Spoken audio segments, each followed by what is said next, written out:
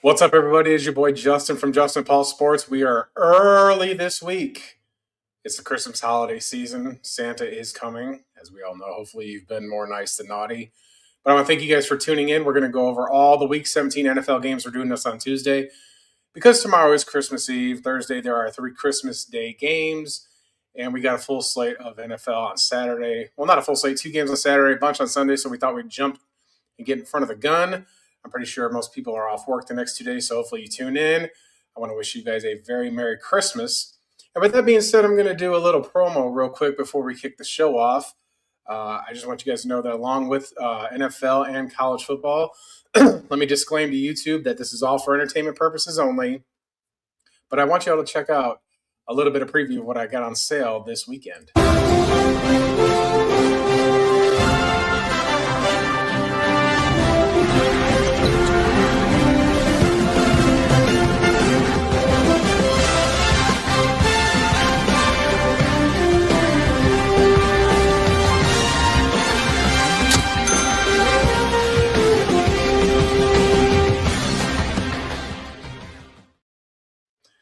That's right, folks. Check me out, winnable.com/Justin Paul Sports. That's where I do all my capping, put majority of my plays.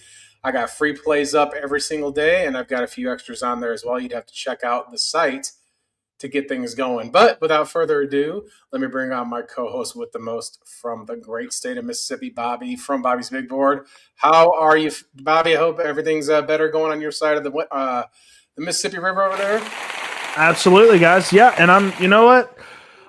There's a lot of exciting things going on, especially the fantasy football playoffs. Hopefully, our viewers watching us made it to y'all's fantasy football championship. Most of the championship games for most fantasy football leagues are happening this coming weekend. So really excited about that. I made pretty much 30% of my leagues fantasy football championship. So that's really good. Got CMC last night. That was epic. I really, really needed that. So needed 23 from him. He got me 29. So love that. But yeah, a lot of exciting football to come. Actually, you probably talked about it on the last show a little bit, but I do want to go over just briefly some of the college football matchups, since we had some of the college football playoff matchups happen this past weekend. Alabama came back. Great comeback win for them. Sheer will to win that game. Yeah, for real. Yeah. Great win for them. They match up against Indiana. We'll talk about all that in a minute. But yeah, excited to talk about football as always. Yeah, I want to get this thing rocking and rolling, man. Yeah, it's great because this whole week, for a lot of people that are off work for the holiday week, yes, of course, you need to spend time with your family. My in-laws are in town, and enjoy them. Enjoy your kids opening Christmas gifts. Enjoy hanging out with your family. That's very important stuff. But to be fair, you want to know what's on TV, and quite frankly, Christmas music. Everybody kind of has Christmas fatigue with the music and the movies when it comes to about this time of the year. But there's a whole bunch of bowl games going on this week, and we've got our big ones coming up on January 1st and New Year's Eve for the playoffs that Bobby was mentioning earlier. And we got, like I said, the NFL has kind of sporadically spread everything out through this week. And that's kind of what we're going over. I mean, there is fantasy championships going on. I'm in a league where I was in the loser's bracket because I'm doing a full dynasty rebuild. But the caveat is if you win the toilet bowl, you get a 1.13 in a 12-team league. So that means you get basically the last pick of the first round. And excuse me, it's an independent IDP league. So I had one guy left on. I had Jermaine Pratt, and he missed it by 1 tackle. So if there's a stat correction, it can get really hairy, so we're waiting and seeing. But that was unfortunate. It's not what I was playing for. But it was definitely a full-on rebuild. So, but with that being said, let's go over the NFL stuff first. You want to go over the NFL stuff first? Yeah, we can absolutely do that. So I'm just going to go ahead and show you guys just the schedule. Normally we have graphics up, but this is kind of a short-term show. I had a lot of stuff going on this weekend. So we have 3 Thursday games, right? Kicking it off with Dallas at Washington. That'll be a decent NFC matchup there. Detroit and Minnesota, divisional matchup. That's going to be extremely important for the Detroit Lions.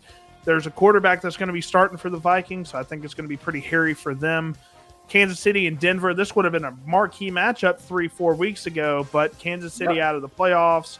Mahomes and Gardner Minshew both out for the season with knee injuries.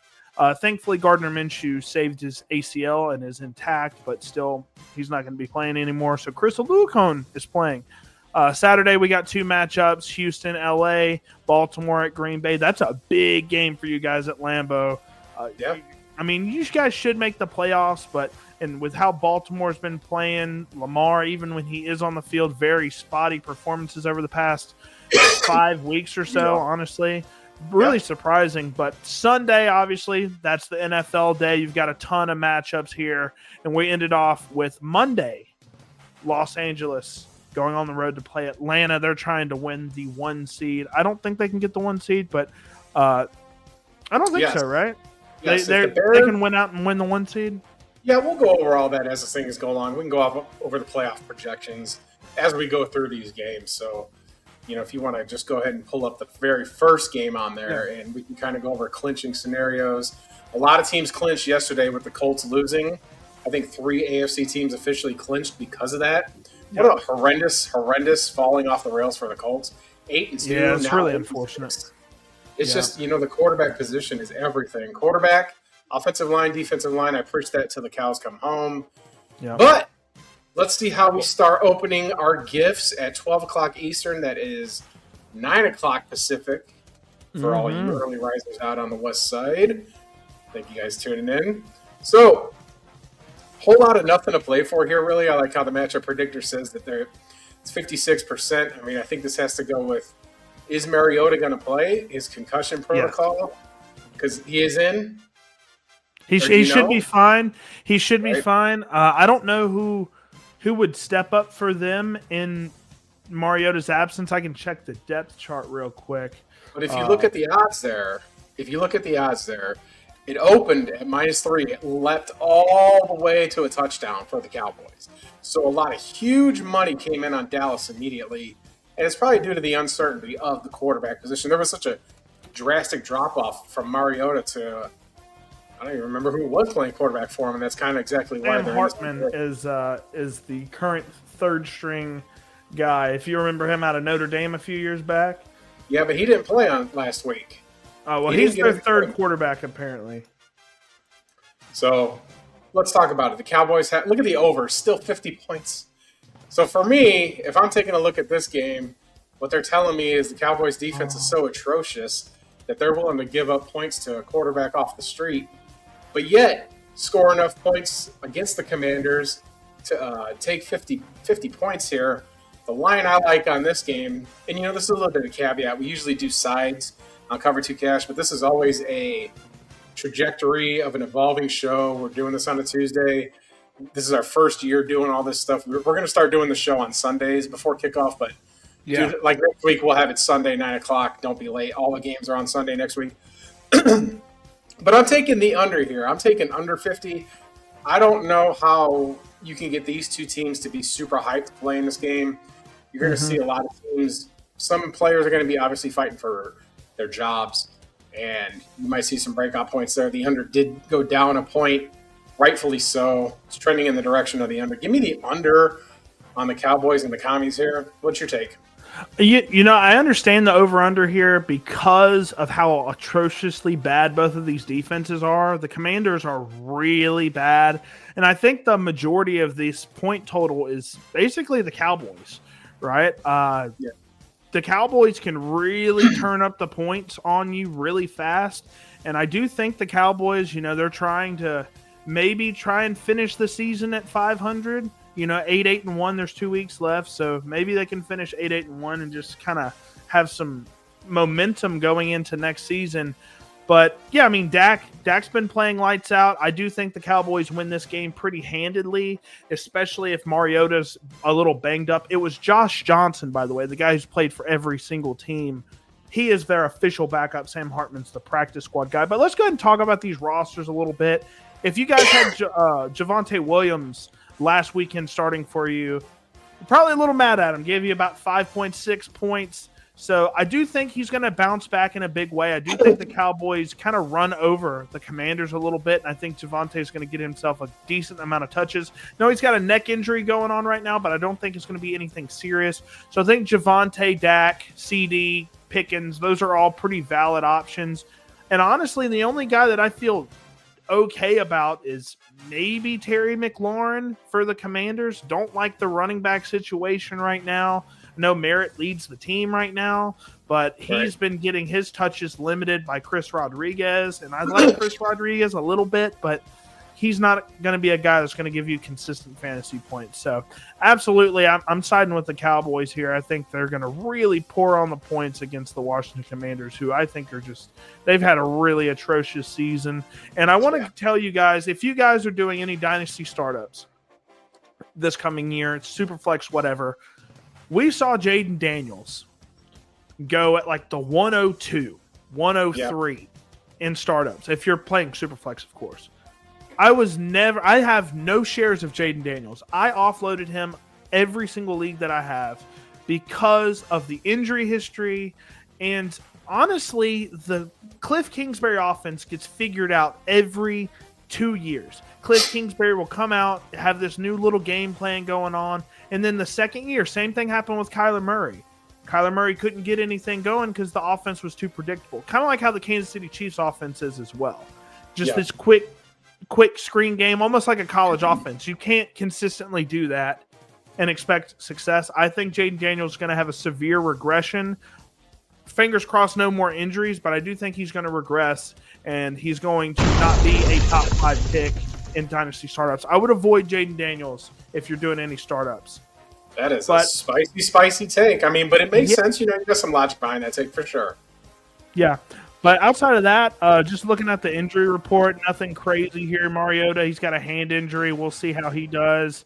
Sam Cosmi's kind of a big, and Tunzel, they've both been a big reason why this run game, them being hurt, why this run game hasn't been very successful. But we can go ahead and get on to the next game here. A very, very important game for the Detroit Lions.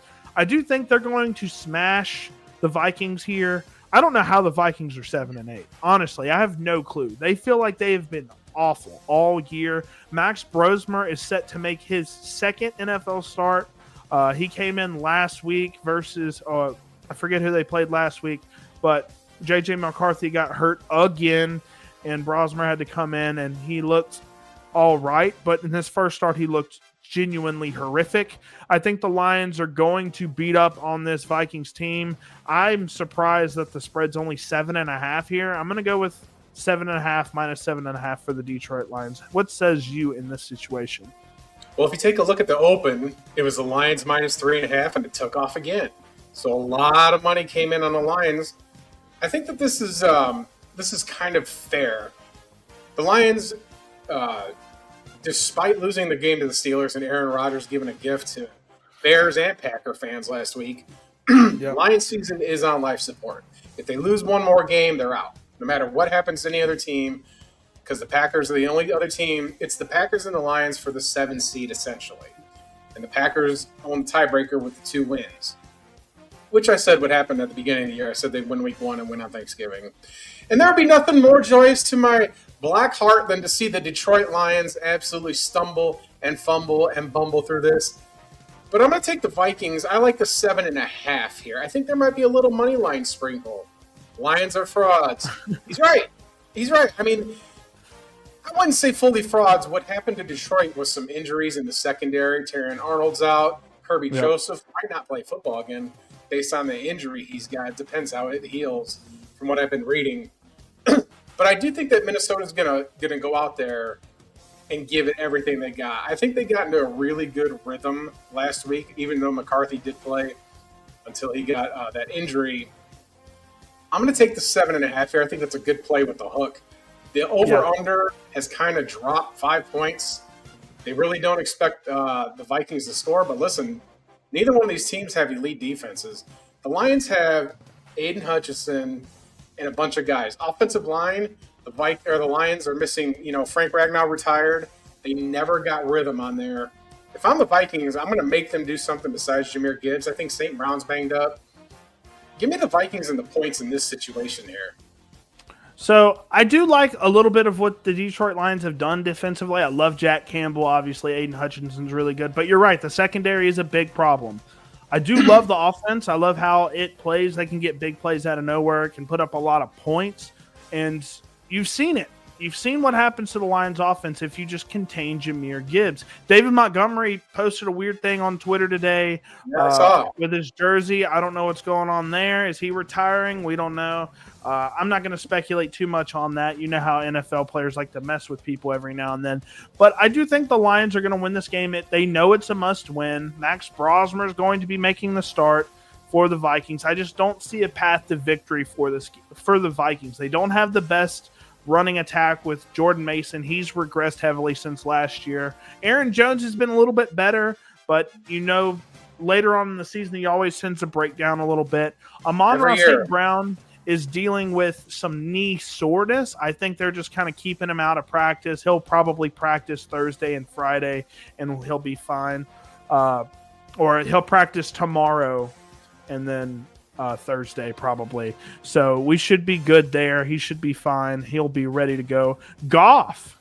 Look, over the past 4 years now, I don't know if there's anybody that's been more of a consistent quarterback than Jared Goff. Nope. What a great pickup. Because at the time when Goff got picked up from the Rams, he was considered kind of like a pseudo bust in a way. So really like what Jared Goff has done in his time during Detroit.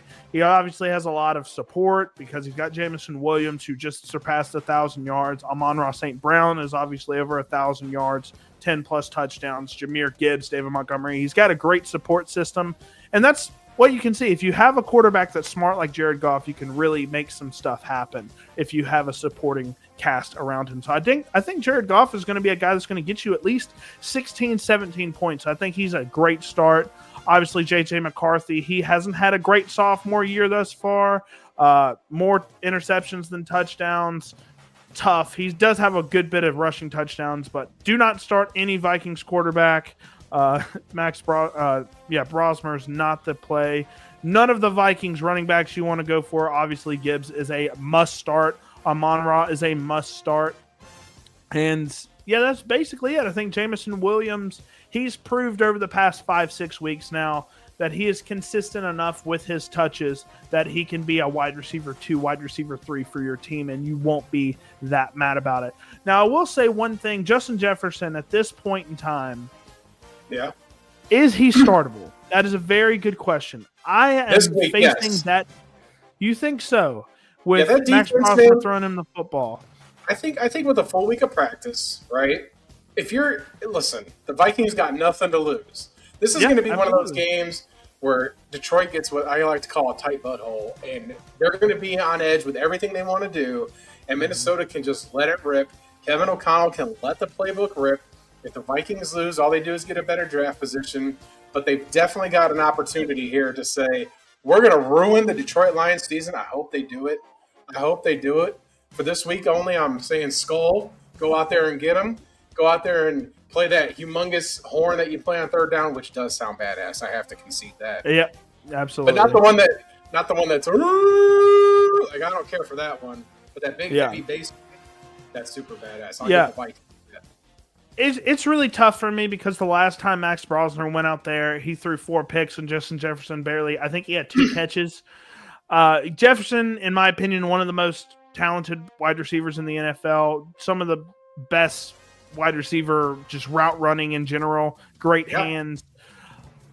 But, man, it's going to be tough. I have him in multiple Dynasty leagues where I'm in the championship right now, and I just have to figure out whether I want to play him or do I want to play a guy like Jalen Waddle with Quentin Ewers throwing to him. I think you have to lean towards the talent that is Justin Jefferson, so I think he's a fringe starter, but I would start him over a lot of guys that I normally wouldn't because Max Brosmer is out there. So sure. We'll go ahead and get on to the next game here.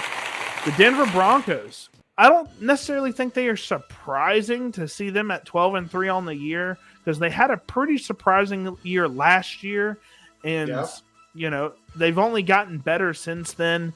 12-3 Denver Broncos going to Arrowhead. They announced that they will be moving away from Arrowhead to actually the state of Kansas, so they'll be moving away there, and they're going to be designing a loud stadium for the new fans in Kansas. But this game, like I said 3-4 weeks ago, would have been a very exciting game. because this is a divisional game, a divisional game with two really talented quarterbacks. But Mahomes is out, Gardner Minshew's out, Chris Oluokun, our practice squad quarterback, is going to be playing, and Denver Broncos basically at full strength, except a few people like J.K. Dobbins, and everyone else is pretty much healthy. So I do expect, the Chiefs lost 9-26, I think, to the Tennessee Titans, who might be the worst team in football. So the line being minus 13.5 here is pretty generous, I think. The Kansas City Chiefs have a great defense, but they are very deflated because, they're a team that used to being in the playoffs. They actually haven't missed an AFC championship while Mahomes has been under center. So this is a really deflated game, a very deflated football team. I think the Denver Broncos can beat them by probably multiple touchdowns here. 13.5. I'm going to go Denver Broncos minus 13.5 here because the offense is basically just torched without Patrick Mahomes under center. You can tell that in the play calling. So, I like the Denver Broncos here. Again, we look at the open here. Minus 5.5 jumped all the way to 13.5. That's definitely a quarterback situation. If Gardner Minshew was playing, that line would not be that high. We're getting a quarterback making their first start at home against a team that's trying to secure the number 1 seed. So Denver's going to be playing with full force. They want to stick it. They want to stick it to the Chiefs and give them their 10th loss of the season, which nobody saw that coming. I didn't think they'd lose that many games. I did say in our NFL season preview that I did think Kansas City might miss the playoffs. Just like I was right about Texas potentially losing 4 games, these kind of things happen. It's so hard to stay at the top. When you're at the top, it's such a grind to just constantly be winning and constantly do these things. When you rise from the bottom, there's nowhere to go but up. It's actually easier than maintaining this excellence. I mean, you just said it yourself. This quarterback's been playing for the AFC Championship every season he's been in the NFL. That's impressive. That will not happen again. That will not happen again for his first, X amount of years. But I think the Chiefs, I don't think they're looking to the offseason here. I don't know how they're going to feel about effort. I'm going to take the 13.5 at home in this one here. I think it's a lot of points, but it's a lot of unknown, and that's why the line's so high. I think the Chiefs might try and slow the game down. It might, Denver might maybe get a little comfortable, and just this feels like a backdoor game. The under's at 36. That's basically saying it's going to be, 20-17 is what you need to cover the under. Maybe the over might be the play here. It dropped 3 points. I think they could beat 36.5. I think you can get each team to get, Denver might put 36 up alone. You just don't know. But I trust Kansas City to keep it close enough to where it's 13.5. They've got integrity. They got pride. They want to play to win. And, you mentioned that deal of going to Kansas. The deal is atrocious for the state of Kansas. They're giving the Chiefs all these tax breaks and basically getting nothing in return for revenue. It's one of the most lopsided deals as far as the stadium goes. I mean, Missouri loses it all, but Kansas gets nothing, and the Chiefs get to keep everything. It's crazy. It's crazy. Hey, I'll take it, man. I am a Chiefs fan, so I do want to pivot here to the draft because I know you said they're not looking at the offseason. I'm really excited because what's the current draft order? Hold up. I think they're currently the 14th pick now. So a running back's definitely there. I don't think the Chiefs are necessarily going to go running back here just because of how many running backs will be in free agency next year. And on top of that, you can get a talented running back. I mean, we saw Pacheco go in the 6th round or the 5th round out of Rutgers. We've seen guys super talented go in the 5th round and later. Look at Kyle Monungai. He was a 5th round draft choice, and he's also out of Rutgers. There are guys out there that you don't want to. I know we talk about premium running backs. You want to pay them. Well, right. I completely agree with that. But when you can take a premium position, because running back is not a premium position, you can get production, but an edge rusher, productive edge rusher, I don't think we need wide receiver, but an offensive lineman. We really badly need a left tackle or another tackle that's a right tackle, because Jawan Taylor is just Getting He makes cooked. me really angry. He's a good pass protector, but he Yeah. angers me with how penalized he From gets. He home kills a like, lot of oh. drives. So I think we're going to go offensive line, perhaps a guard maybe, or we'll go another edge rusher. We keep trying these edge rushers, and it just doesn't end up working out. We didn't have one hit since George Karlaftis, so we'll see. I don't think that they're going to go Jeremiah Love, though, with the 14th pick. I know that's what everybody's saying, but I think Bo Nix is an easy start here. I think RJ Harvey, I know you're not super big into him, but he has been scoring touchdowns like nobody's business, and he's getting pretty much all the carries. Kareem Hunt is basically not getting any carries at all. Travis Kelce, I thought he'd actually get a bunch of dump offs with Gardner Minshew. He had 1 catch on 4 targets. So I don't know if he's even startable. You're probably going to start him anyways. But Cortland Sutton, I think, is a great start. Evan Ingram, I wouldn't start. That's basically it. I mean, there's not a lot of people I would start in this game. Probably Bo Nix and RJ Harvey and Cortland Sutton. And then I don't think there's anybody on the Chiefs that you'd want right now. So we'll go ahead and move on to the next game here. Another pretty important game here. The Houston Texans 10-5.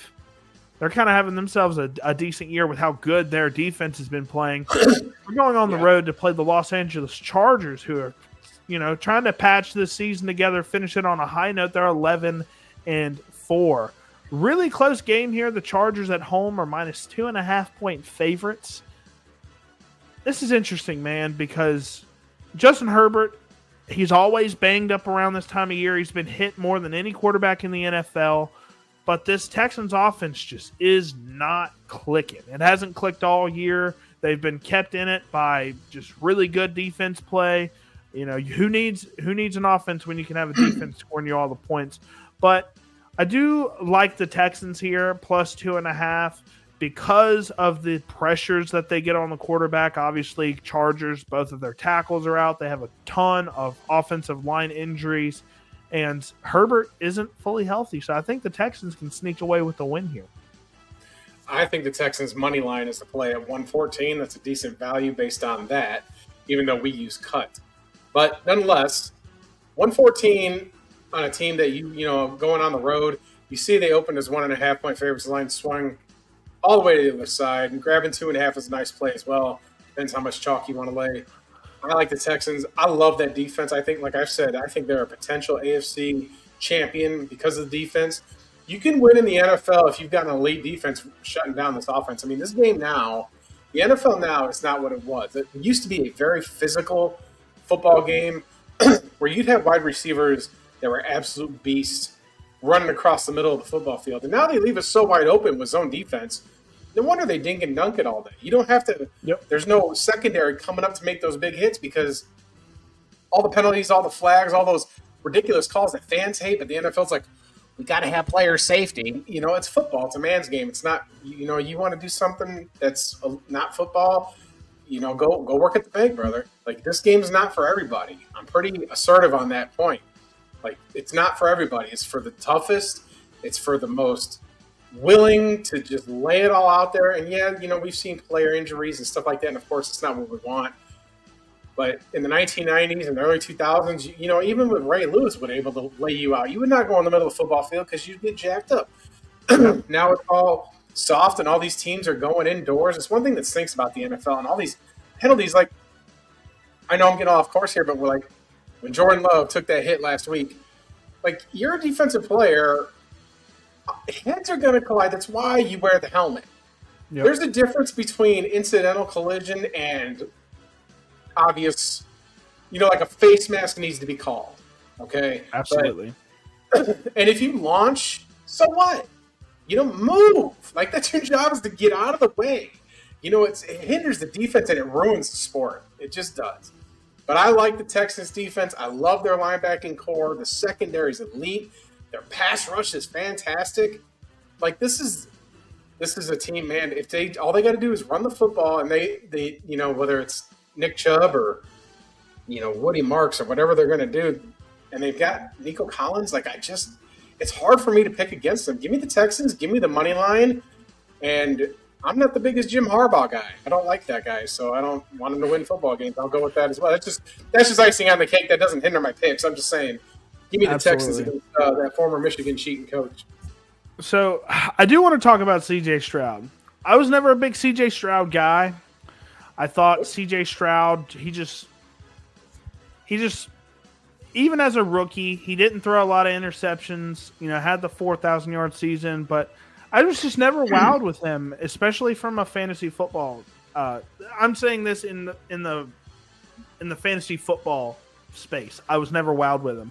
Obviously, I think he's a good, accurate game managing quarterback, but this year he just hasn't been very efficient with the play calls. Right? I do think CJ Stroud is not a start pretty much in any situation. I think he's a QB3 in my opinion. He's a good QB3 to have. He's young. He's going to be the franchise guy for a while. The run game, I do like Woody Marks, but he's banged up, so we'll see how long he's out for. But I do like Nico Collins. He always tends to get a 40, 50-yard bomb, and he's a guy that they do like to get the ball to under at the, right at the line of scrimmage sometimes as well. So he will get his targets and his catches. Obviously, you see him at over 1,000 yards on the season. Another guy I like a ton is Jalen Noel. He hasn't really been super fantasy relevant this year, but it's a guy that once Christian Kirk is gone, which I don't think he's a long-term guy whatsoever. I don't even know if he's going to be there next year. I do love Jalen Noel. Not a big Jaden Higgins guy. I know they both went to Iowa State, but I loved Jalen Noel out of Iowa State. For the Chargers, I think Justin Herbert versus this defense might not be a great start. I think he's a QB2. Just because Justin Herbert in this defense, you've seen him. You see he's thrown 12 interceptions on the year. He's had a couple of dud games this year. And I think with the tackle play being gone, you're playing your backup tackles. You've got guys like Daniil Hunter and Will Anderson just bearing down on you, and Herbert's already been hit a ton.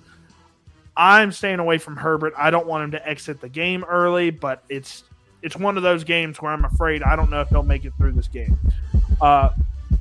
Hampton, I would probably start even against this front just because we know he's going to get the targets. Ladd McConkey is shown to be one of the safest options past like week 4, week 5.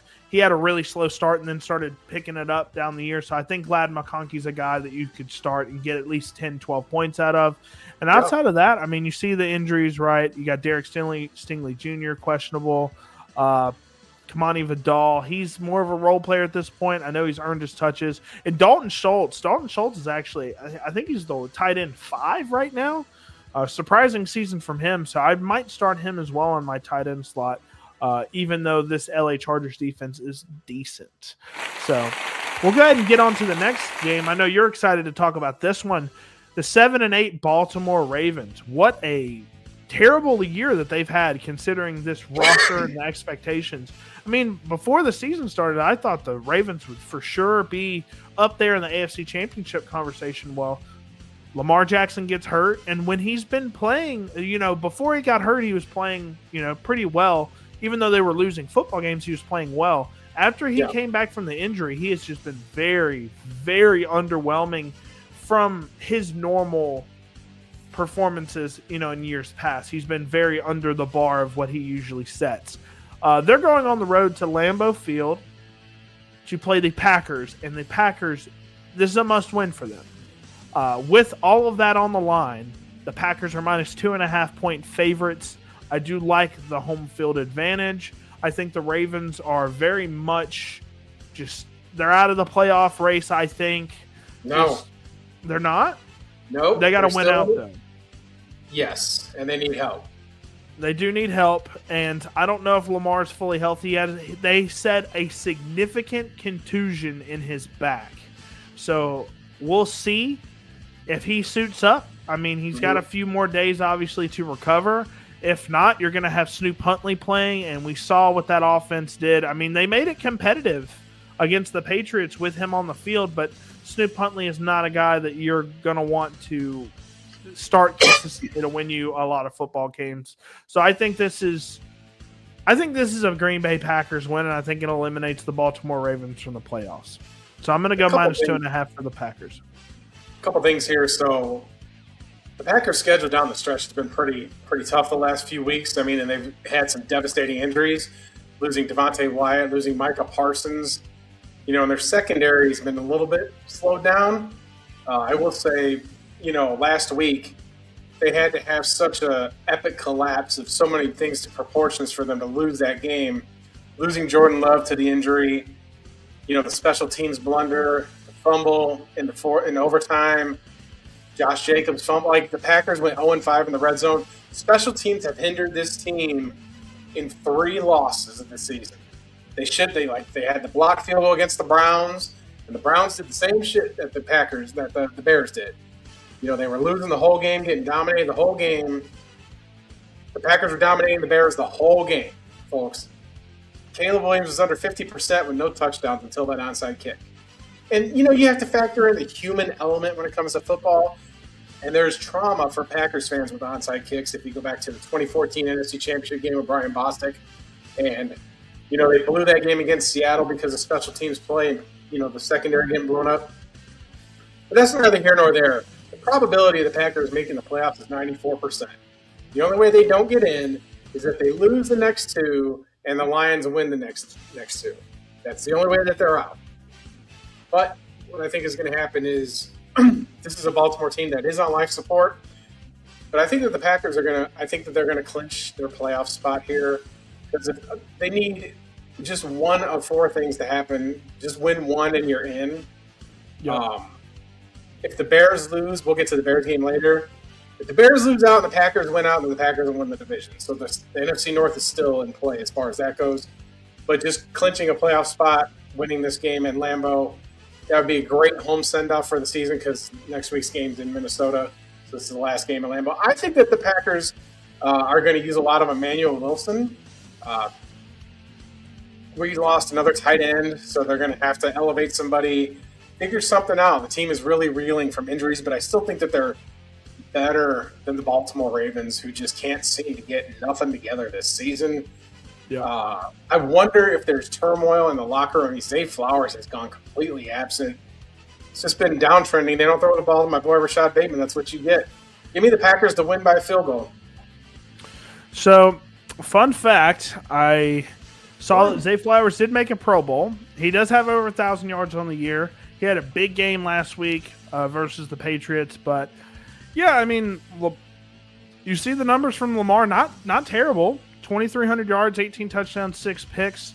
But, I mean, we've seen him last year. He threw less picks than this in 40 touchdowns. So, I mean. He's also missed games. He's missed a ton of games, but when he's played, he's been underwhelming compared to what he's done in the past. So, if he plays, I think Lamar is always worth a start. He's one of the best fantasy football quarterbacks of all time. So I do think he's worth a start versus Green Bay because of the stakes that are here. Because they need to win out and get a little bit of help to make the playoffs, and I know they want to try to make the playoffs. Derrick Henry, I think he's obviously worth a start as well. I think this is going to be a gritty game on both sides. I think that could be the couple Bama backs, couple Bama boys in the backfield for both these teams. Yeah, that's how you do it, America. So I like Derrick Henry as a start. Zay Flowers, man, he could literally get you 8 points, and you would not be surprised at all. I do think he's worth it as a flex option if you don't have anybody better. Jordan Love, he should play, right? He should clear concussion protocol. Is that what we're thinking? Both the quarterbacks are questionable, so we'll see. When he was off the field, he looked pretty healthy. You can tell, like, sometimes these guys got scrambled eggs when they get hit, or you can tell if it's just like a precautionary measure. I think he's just in the protocol. I think he's going to start. But even if he doesn't start and it's Malik Willis who starts, I think that that's enough of a threat to, anybody. Malik Willis has been an amazing backup for this team. He might get an opportunity somewhere else next season. I think he might. Hey, there are teams that need quarterbacks. It's just that simple. Yeah. What do they got going on in some of these other, like New Orleans? New Orleans could sign him, but I don't think they're going to. I think Tyler Shuck, he's done enough the past 3 weeks with the 3 wins in a row to where I think they're like, all right, we're going to go with this guy. I think it's a mistake because I'm not a big Tyler Shuck guy, but he is making some good throws here and there, so we'll definitely see. But let's talk about Josh Jacobs real quick. So I know they asked LaFleur about why they didn't play him as much after he fumbled. And I know he had some knee issues in practice and he was limited. And then obviously the fumble happened. They were just like, man, Emmanuel Wilson was cooking. So we just let him keep Sometimes running, right? And I'm like, hey, that's completely valid. I do think Josh Jacobs is the best back on this team, and I do think he's going to get another opportunity to go out there and show that against the Baltimore Ravens. So I do think Josh Jacobs, as long as he doesn't fumble, he's not a fumble type of back. I think that was an anomaly. Yeah, I think that was an anomaly. I think Derrick Henry and Josh Jacobs both have. I mean, I know Derrick Henry's had some fumbles, but it's just the fumbles have not gone the Ravens' way. That's why they're so magnified. So I do think Josh Jacobs and Derrick Henry are both going to get a significant volume this coming week. I think the Packers really need this win, and they're going to have their best players out on the field.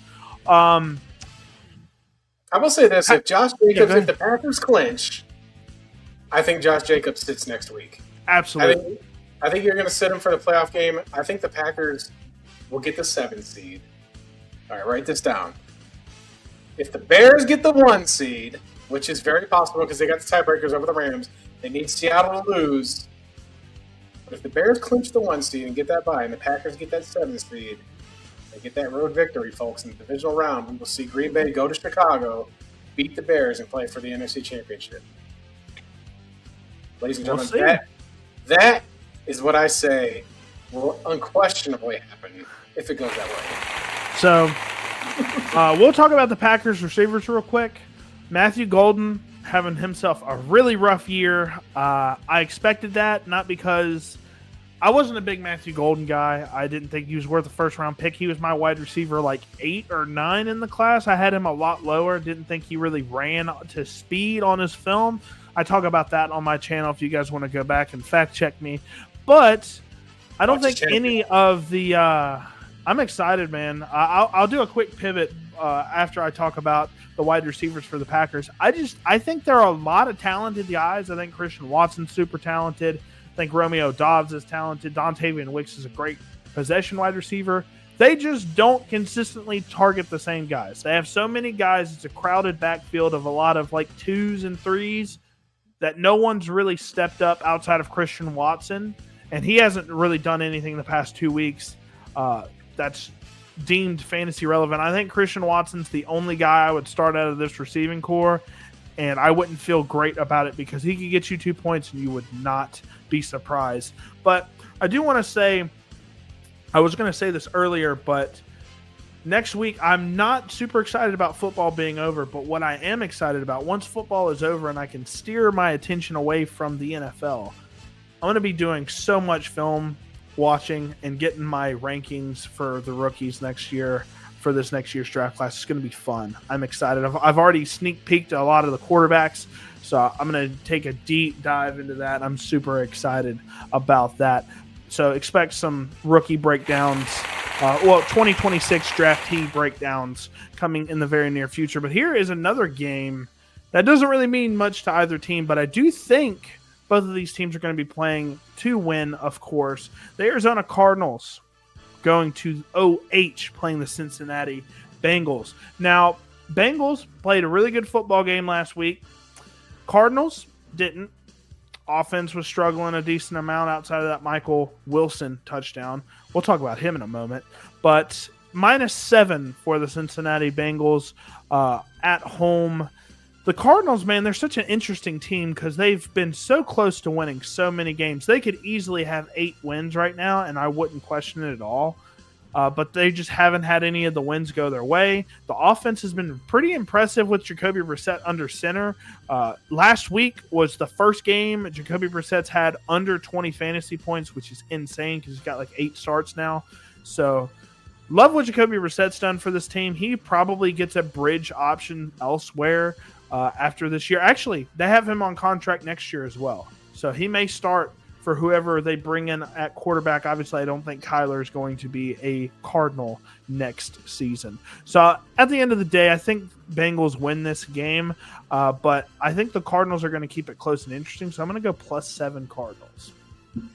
I think that Jonathan Gannon's going to get fired. I do. Like, I thought about this, and I was like, they've got good players on this football team. Absolutely. They got Trey McBride, who's tight end 1. He's tight end 1. It's not Kittle, it's him. Trey McBride is tight end 1. Marvin Harrison's missed a bunch of games. Kyler Murray has missed a bunch of games. They've got good players on defense, in my opinion. I mean, they missed when they drafted was it that Max Moon or whatever his name was, and instead, they could have picked Cooper DeJean, and they traded down. So they've had their hits and their misses. They need to get some defense going on there, and they need to do something with that quarterback. I agree with you. I think somebody's going to take the bait and buy Kyler and give the the Cardinals a plethora of picks here. I think they've quit on the coach. I think they've quit on him. I think morale's way down in there quietly. I think the GM is really good, though. I like Monty Osfort. I really like the GM, too. I think he's drafted really well, but they are just not buying into him. Like, it feels like they're going to lose the rest of their games. They're going to finish with 14 losses. And there really isn't a whole lot of, trajectory to show that there's upside for next season. We can put all the statistics we want on Jacoby Brissett, throwing all these touchdowns and this and that, but the Cardinals fans are tired of losing. They're sick of it, man. They're sick of Kyler. They're sick of all this stuff. But I think that they can trade Kyler Murray to the Jets. The Jets have 6 first-round picks, right? That's your ideal destination for him. And get yourself a quarterback in the draft. Get yourself Ty Simpson. I would love to see Ty Simpson come down here. Right? And just run the offense or let Jacoby Brissett play next season with a new coach. Get the coach before you pick the quarterback. That's my only rule. Don't draft the quarterback like they did with Caleb Williams and then get the coach. I don't believe in that philosophy. You're going to do it's worked out for the Bears, though. It has this far. Give it. Word. You ever watch horse racing and there's 4 legs? Yeah. Right? You're coming around the home stretch now. So, are you going to be able to maintain that lead, or are you going to peter out and have a few other more experienced, faster thoroughbreds that are proven winners to pass this young stuff? But nonetheless, I'm taking Joe Burrow here. I think that they beat tar out of Arizona. I do. I don't think Arizona's got any pride, not because the players don't. I just think that they've had it. 3 seasons of this guy. There hasn't been steady improvement. The whole Kyler saga. Yeah. I think you might see Michael Bildwell. I think he's sick of it as well. So give me the Bengals to cover. One of my favorite plays. I want to go ahead and speak to some of the things that you spoke to. So the draft, I think the Cardinals have got extremely unlucky with injuries. Walter Nolan, when he's been on the field this year, obviously he started the year on IR, played a few games, looked incredible, and then obviously goes down last week. His season is definitely over. Then you had Johnson out of Michigan, the corner. Super talented guy. Really like him as well. Loved that pick. I thought he was a top 10 player in the draft, and he fell to the second round. So love the picks that they've came up with here lately. But yeah, I think the Kyler situation, I don't know if the Jets trade for Kyler because they did the whole smaller quarterback that runs around this year, and it did not work out whatsoever. Justin Fields obviously, I think Kyler. Well, they're similar types of. They're a similar quarterback. I think Kyler is better than Justin Fields, but I think that I think you said Ty Simpson. I think Ty Simpson's a New York Jet. That's what I think. I think they want to go with a guy that's pocket-driven a lot. I know it's not going to work out for Ty Simpson if so, but I do think they're going to get a guy like a Mendoza or somebody like that in the draft and then possibly get let's say, a Malik Willis or another type of veteran quarterback to basically play ahead of the rookie and see how that goes. Similarly to how Jacoby Brissett filled in for Drake May in New England. But yeah, I think the Bengals are going to smash them. But I did say they're going to keep it close enough. So I do think Arizona covers. We'll see. All right, next game here. Pittsburgh Steelers and the Cleveland Browns. So Pittsburgh Steelers, 9-6 record. They've been kind of mediocre, though, through these wins. The offense hasn't been great. The defense has been okay. They're kind of middle in the pack of both of those. Cleveland Browns, Shadur has not been very good. I told you guys he wasn't going to be very good. I don't want to do victory laps because I I like Shooter. I do. I do like him. I think he's a young guy that got thrown into a situation, and he's been a lot better in the media than people would want to admit. I think he's not as bad and cocky as people say he is, but I never thought he was a good quarterback. And that's shown to be true, that people are making any excuse for him to be bad. I don't know why, but Shadur is not a good quarterback. I thought Gabriel is a better quarterback, but I don't think Gabriel and Shadur are long-term options. I think they're both backups in the NFL. I think Shadur was always Teddy Bridgewater, and I thought Dylan Gabriel was always Case Keenum. I thought that's who these guys were. And so far, that's been what's going on. We'll see. Shadur Sanders has more interceptions than touchdowns. I'm staying away from him in fantasy at all costs. But you see the lines here. I do want to talk about one more thing with the Browns, but I do like the Pittsburgh Steelers -3 here, even though they're going on the road. I think this is a good win for the Steelers to get a 10-win season here. But come on now, what's his name? Myles Garrett. Yeah, I think he gets the record. Look, Aaron Rodgers, I love what he did, beating the Lions and setting the stage for the Packers. So I think the Packers return the favor by beating the Ravens, and then the Steelers clinch in Cleveland. So everything that like the AFC North hates about the Steelers goes right for them this week. I think the Steelers clinch the AFC North. I do think Shadur Sanders has a decent game though against that Steelers defense. Isn't exactly world class. Yeah, I do. I think he's going to find some guys open. I think you might see Isaiah Bond break a couple things open. He's had a couple big catches. I'll say this too. I think with Cleveland, this is a situation like Arizona where they've drafted well. However, Stefanski's been to the playoffs twice. Yep. And the biggest Achilles heel for this team has been Deshaun Watson. So if I'm the Cleveland Browns, I know he's on the hook for one more season. I think that you're going to see Dylan Gabriel or Shadur Sanders practice squad cut. One of those guys is going to be gone. Yep. And I think that they're going to start Deshaun Watson next season. And I think that they pick high enough to get themselves a quarterback in this draft. Either, like you said, a Mendoza or a Ty Simpson or whatever. A guy out of Oregon. I don't know if he's declaring. Is he declaring? I would say so. I mean, he's had a good enough season to where I think he'll be a first-round guy. But nonetheless, and the Browns have Quinshon Judkins will be back next year. Yep. They need a receiver, and they need a quarterback. The rest of that team is pretty solid, man. Like, they're just great defensive front, great linebackers, great players in the secondary. They drafted their asses off, man. Yeah, and I think that the future's bright there. I know Browns fans are tired of hearing that crap, but for somebody who's not a Browns fan, that's kind of what I see there. I think Myles Garrett gets a sack record this week, and that would be like the highlight for them. And he's still under contract, so I think that Deshaun Watson will start next year, and I think that I will say the hot, spicy, super hot take going on with me on this one here. So let me just go ahead and get some going on. I think Deshaun Watson comes out next season and he plays good football. I think that you get to a certain age and a maturity level, and with all his nonsense since he's got there, and the Achilles and the adult film stars, and just the whole like all of it. I think that we saw, and I could be a victim of propaganda, but I think we saw a guy who's ready to just say, I'm really ready to focus on football here. I know I'm probably on my way out, and goes out there and has nothing to lose and has a decent season. They'll have a defense, and if they start winning football games, let's say the Browns start 3-0 next year. I don't even know the schedule. Let's just say they start at 3-0 with him at quarterback. All will be forgiven.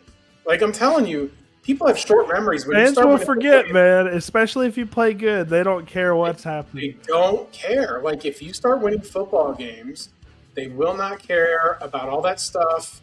Yeah. And the Browns management will have at least a little bit of redemption for the thing. And, I think after this year they can cut him, or if he plays elite, you can do the Green Bay Packers method and just have your rookie sit again. If he balls out. Now, that's a long shot to happen. We saw with Jordan Love how it benefits quarterbacks. I don't like when quarterbacks are out there at first round and have to take the field right away because I think he could really do some damage like Zach. You got to have a specific mindset, right? I think Cam Ward has that mindset. We'll talk about the Titans in a minute. But, I mean, there's certain quarterbacks that you go out there and you don't succeed and you get beat up and you throw picks and you make mistakes. You saw that from, like, guys like Josh Rosen, right? A guy that, super smart, really, really good quarterback. I thought he was great at UCLA. I thought he had a lot of upside, but he goes out there, struggles, and he never could mentally overcome that, I don't think.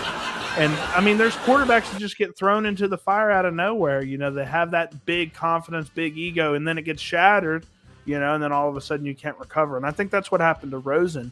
But guys like Cam Ward, you have to have a certain type of person that can just get thrown to the fire out of nowhere and actually succeed. And I don't know if there's any quarterback in the draft, maybe Mendoza, who could overcome something like that. But we'll go ahead and look at the start sets. I don't know. I mean, Aaron Rodgers, he hadn't had a great season, but I mean, he's a fine game manager quarterback. I wouldn't start him against the Browns defense at all. Jaylen Warren, he's getting the touches, so yeah, might as well at this point. DK, what a weird situation. I think the fan said something to him. There's video evidence saying that he didn't say what DK said he said. Yeah, we're getting tired of that. I'm going to cut you off. I'm tired of it. Look, he deserves to lose his money. He lost $40 million in guarantees for screwing with a fan. You need to be mentally sound and just be able to hear it and not engage with the fans and prove it with your field always had that problem. As we're winning the football game and you went out there and showed your ass. I hope DK loses all his money because of it. I don't care. Nobody's going to feel sorry for you going and smacking a fan in the stand. You walked over to him and assaulted the fan. The fan didn't jump the rail. That's different. You walked over to him and slapped him. You're on camera. If I'm the Steelers, I'm voiding all that warranty. He shouldn't get any more guarantees on this contract. You should have to earn your way back. As far as I'm concerned, you should be suspended for a year. You can't be messing with fans. Yeah, you can't. I mean, even though if the fan, who knows what the fan said, I think the video has something, but even if he does call you the worst of the worst, I mean, you got to be intelligent enough to just be like, hey, I can't hit this guy because I'm going to get suspended. Is it worth I'm going to lose out on money. And I think he got lucky that he only had 2 games. I think that's really generous because he gets to play the playoffs. So it's like the same thing. Like there's like a tact, right? For example, the 49ers game last night, did you see what Juwan Jennings did? I didn't. I watched that game. Scores a touchdown, right? Takes the ball, goes to a fan, and takes it away from her. That's a little far for me because you walk to them. You know what I mean? But it's a little bit of banter. I think it's fine. A little bit, but I don't like going to the crowd. I think that you kind of stay on the field of play. You know? You can antagonize them from the end zone. I'm okay with that. But, when you get real close to them, these people have been drinking, and you're setting yourself up. I mean, but let's be real. Juwan Jennings went to Tennessee, so there's not a lot of eggs in the basket up here. You know what I mean? You're just always going to be second-tier brain, going to a third-tier school. And from what I understand, he talks a lot of smack anyway. The league players. He definitely does. He definitely does. And you ain't good enough to be talking all that smack, bruh. So I hope Juwan Jennings sees this, and you ain't worth all that, buddy. You're only wide receiver 1 because Debo's gone, Ayuk's gone, and Kittle's better. So let's just be real. You're a tag along, Juwan Jennings. I do love his hands, though. I think Juwan Jennings has some really good hands. I just don't think he's that great of an athlete at this point. Yeah. But we'll talk about the Browns real quick. So Shedeur Sanders, definitely don't start him. I think the Steelers defense is decent enough to where he's not going to have a great game. Losing Judkins is a big time loss. Hopefully he can recover and be ready by the beginning of the year next season. I don't know. That was bad, man. It hurts me because Judkins was really having a decent year. You see over 800 yards, 7 touchdowns. He kind of cooled down a little bit the past few weeks, but he led all rookies. I think Genty now this week leads all rookies in rushing yards now. But Harold Fannin Jr., my tight end too, only behind Tyler Warren.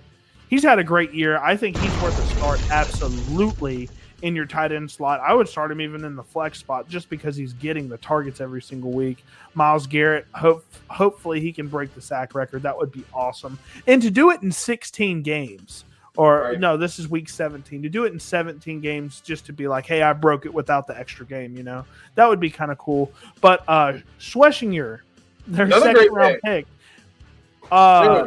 massive favorite to be the defensive rookie of the year. He's been amazing, making plays all over the place. He is just a ball hawk at the linebacker position. Really glad that they drafted his kid. I liked his tape a lot. I'm not a big defensive guy, just to say that. I'm more fantasy football skill position oriented, but that I liked his tape a lot.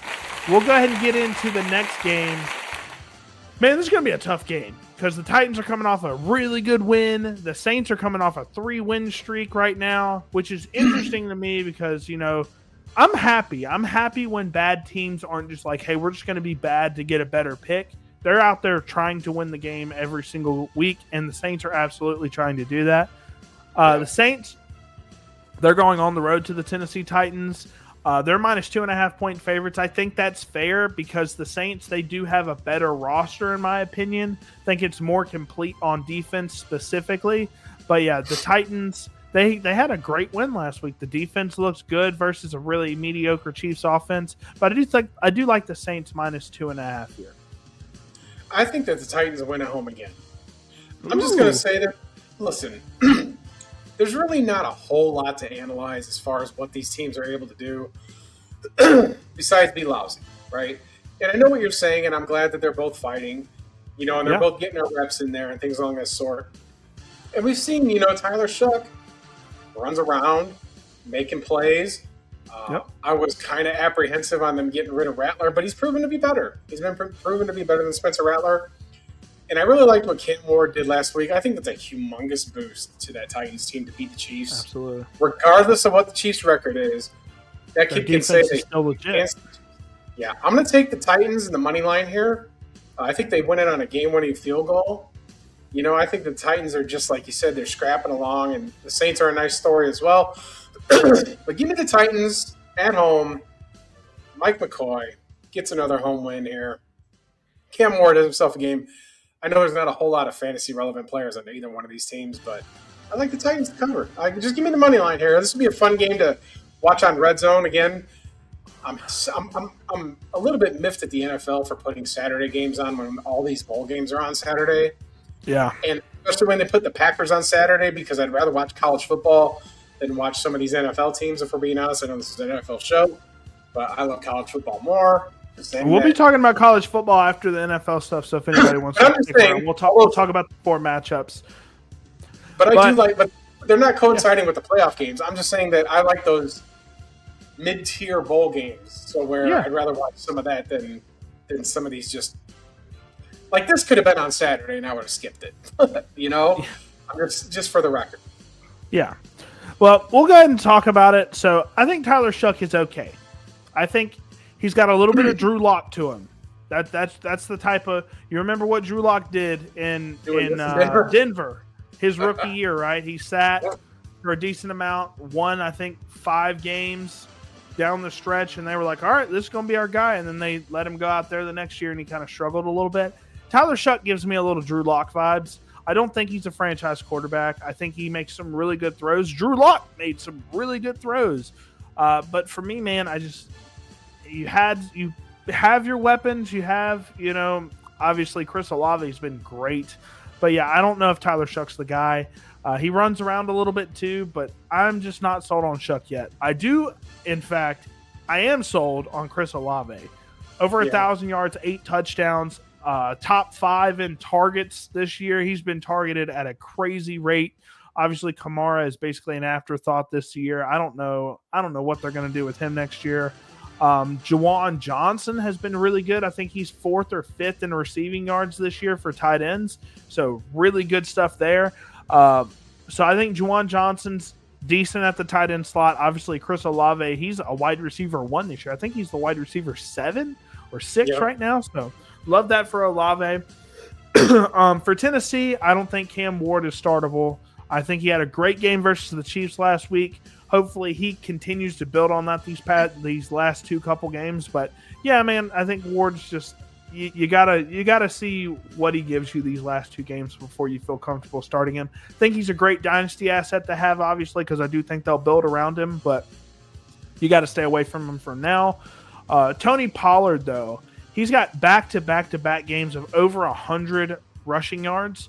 Doesn't really catch the ball that much, so you're hoping and praying that he gives you a touchdown. I think he's due for a touchdown. I think he goes over 1,000 yards in this game and gets a touchdown, so I do think Tony Pollard's worth a flex slot. But outside of that, I think Tony Pollard's the only guy outside of Chris Olave and Juwan Johnson that I would start in this game. But here's another one. This is a pretty important game. The Jacksonville Jaguars. Trevor Lawrence and these Jaguars, man. Trevor Lawrence has surprised a lot of people in the fantasy football playoffs. I know so many people that have just gotten massacred by Trevor Lawrence.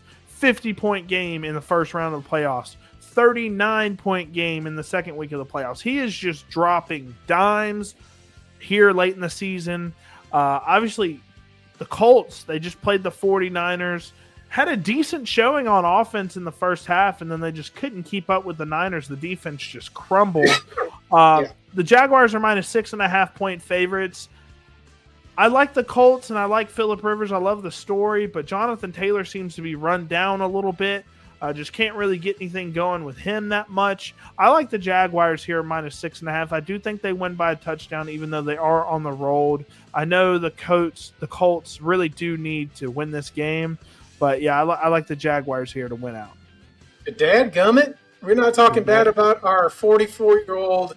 I love what he does under center, man. He's going out there, Alabama. John Gruden it out, man. I love it.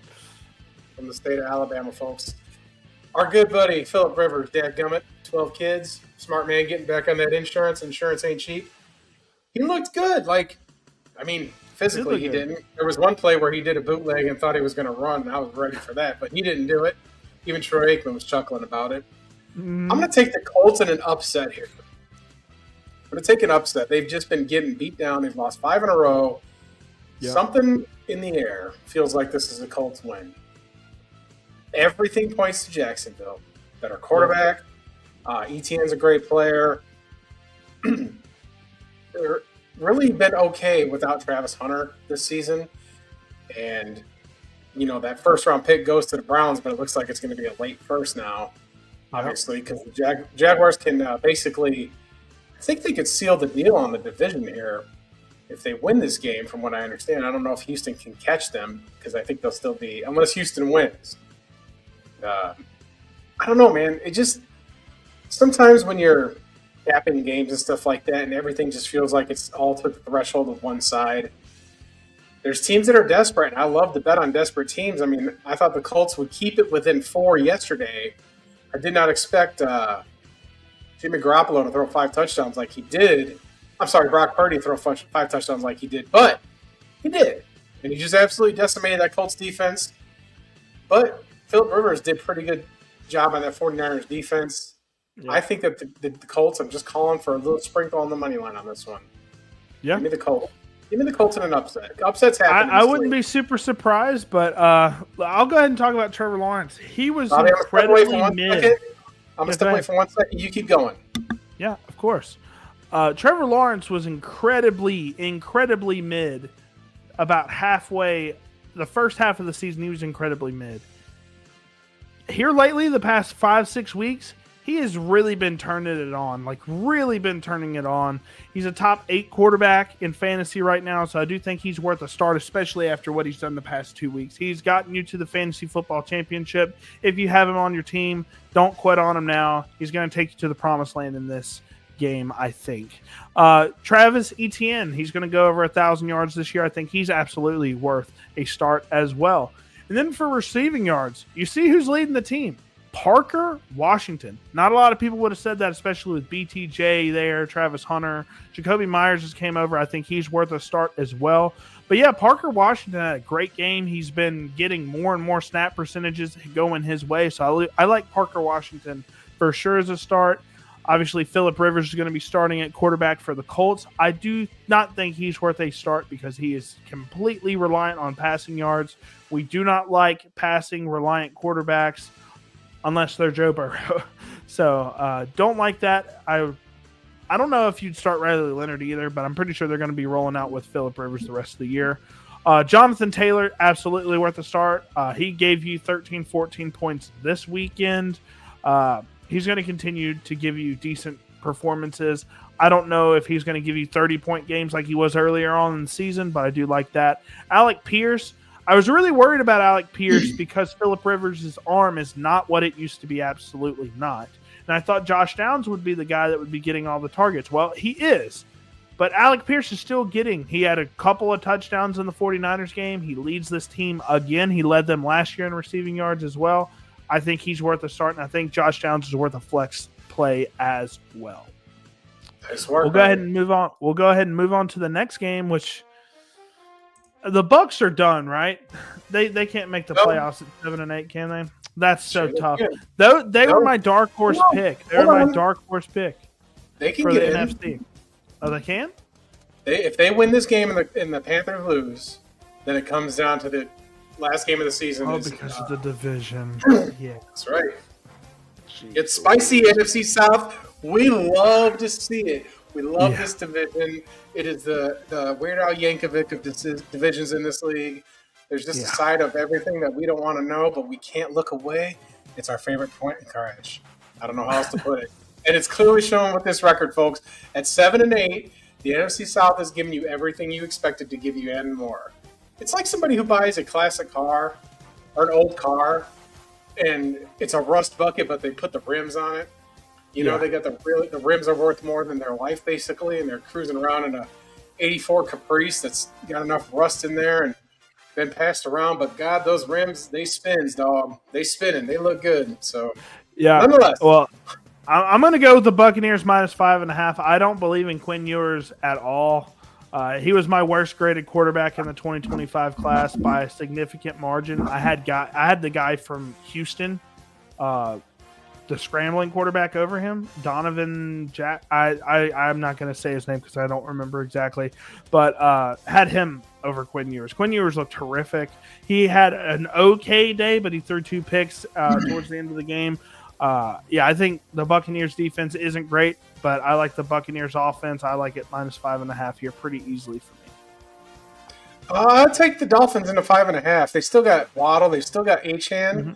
And I think when you're licking your chops a little bit after what happened last week with Cincinnati, they're going to want to play to win basically the southern part of Florida, as Florida has 3 football teams. But Bucky Irving is good. Sean Tucker is showing that he's going to take carries from him. In my opinion, he was one of my favorite prospects coming out of Syracuse. I thought he was grossly underdrafted by the NFL, by the Buccaneers taking him late. Excuse me. But now with Tua being QB3, and the Dolphins are saying that they're going to go with Mike McDaniel next year, I think you're going to see some of these guys saying, hey, look, they're going to bench the quarterback that he was with. Well, our jobs are on the line. And I think this is going to be a close game. I think that they're going to have problems covering Mike Evans, who just doesn't miss a step. Yep. But I do think that Miami's got enough firepower to keep it close. So I'll take 5.5 on a home dog in warm weather against another warm weather team because Baker has not been himself. He hadn't had the best year. He started off really hot, and then he just kind of cooled off a little bit. So yeah, they were talking MVP at one point. You know, I mean, just unfortunate. Yeah, for sure. But we'll go ahead and talk about it. I mean, Baker Mayfield's still on pace for about 3,600 yards, 28 touchdowns, 10 picks. I mean, that's a decent year. I think he's worth a start as your QB2 against the Miami Dolphins defense.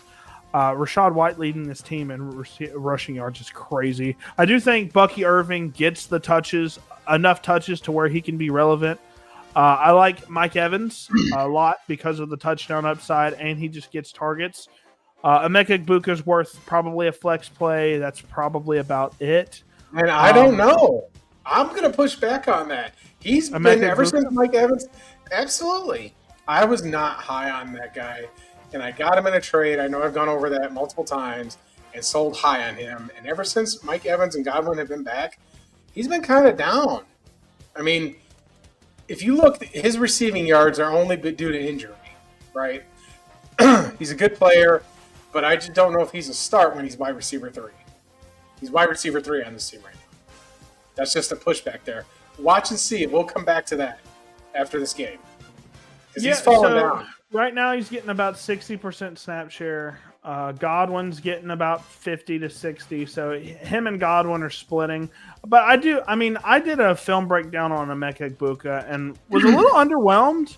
But I think this defense for the Dolphins isn't great. So I think Egbuka could give you something. I know he hasn't given you over 15 fantasy points since the New England game 7 weeks ago. But I think Emeka could push over 1,000 receiving yards this game. We'll see. But Achane, obviously a start. Waddle, I think, is a fringe starter as well. He led the team in receiving yards last weekend with Quinn Ewers, but he only 75 on 5 catches, I think. But I do like Waddle as a fringe starter. I think he can get you 10, 15 points. Outside of that, I don't like Darren Waller at all. So we'll go ahead and move on to this next game, which, I mean, this is 13 and a half. I whatever the line is, I'm going to go with the Patriots, man. The Jets are just a laughing stock. Brady Cook is legitimately horrible. I didn't even grade him because of how bad Missouri was last year with him under center. He looked horrible.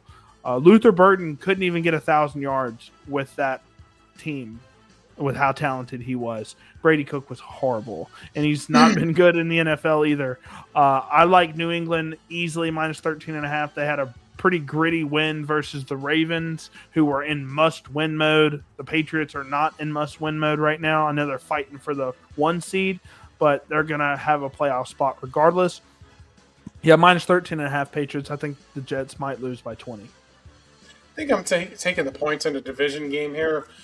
I heard what you said about Brady Cook. I saw him in the SEC. Wasn't a big believer. This could be a spot here where you see a team just absolutely put belt to ass previous week, and look at the line, like how much it jumped. And this is, again, where my scale's going the other way. 13.5 is a lot. New England could jump out there and score 14 points in the first 5 minutes of the football game. And I could be completely wrong, folks. None of my picks are guaranteed. But I think there is a little bit of semblance of pride with this Jets team. I think that Justin Fields is going to be released.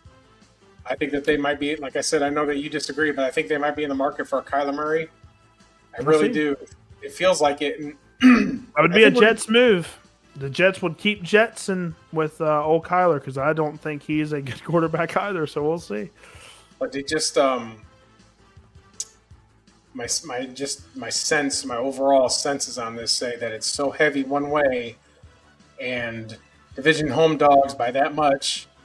The Jets don't really have any major injuries. I think the Patriots might be a little overconfident. You know, this is like, again, we talked about it. Upsets happen. I wouldn't play an upset here, but I would think it could be like that Raiders-Broncos game where the Raiders scored a bunch of points at the end. Gets a backdoor cover here late in the game. I think the Patriots kind of rest on their laurels a little bit. I know it's like Mike Vrabel doesn't seem like that kind of guy. It just feels like that's what's going to happen, folks. So I'll take the Jets and the points. Yeah. Well, the Patriots are undefeated on the road, so we'll see. But Drake May, I know people are calling for him to be an MVP candidate. I think it's Stafford easily, but we'll see. I like what Drake May's done this year. He is definitely worth a start with the rushing upside. Travion Henderson, he leads his team in rushing yards. I really like what he did 2 games ago, but hit his head pretty hard in this last game versus the Ravens. Basically put him out of the game. I don't know if he recovers from the concussion and is ready for this game. We'll see. He's got 5 days, obviously, until. But Travion, I think he's worth a start if he is 100% healthy. We'll see. Stephon Diggs, he has pissed me off all year because he hasn't gotten the splits. They don't utilize a lot of 3 wide receiver sets. The Patriots don't. They like to use their tight ends a lot. A lot of run-heavy offense here. But Diggs, he's only getting like 50, 60% snap share of the wide receivers.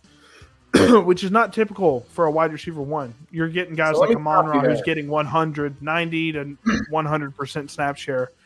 Diggs had a great game last week. This is an outlier for him over the past 5 weeks or so. He hasn't been that great outside of this last game, so I think he's a fringe guy as well. I'd start Waddle over him if you have the option to. This is pretty pathetic that the Jets' leading wide receiver, I was about to say that, has not played in over a month. His last catch was in week 6. God, and he leads the team in receiving yards with less than. This team is worse than the Titans, man.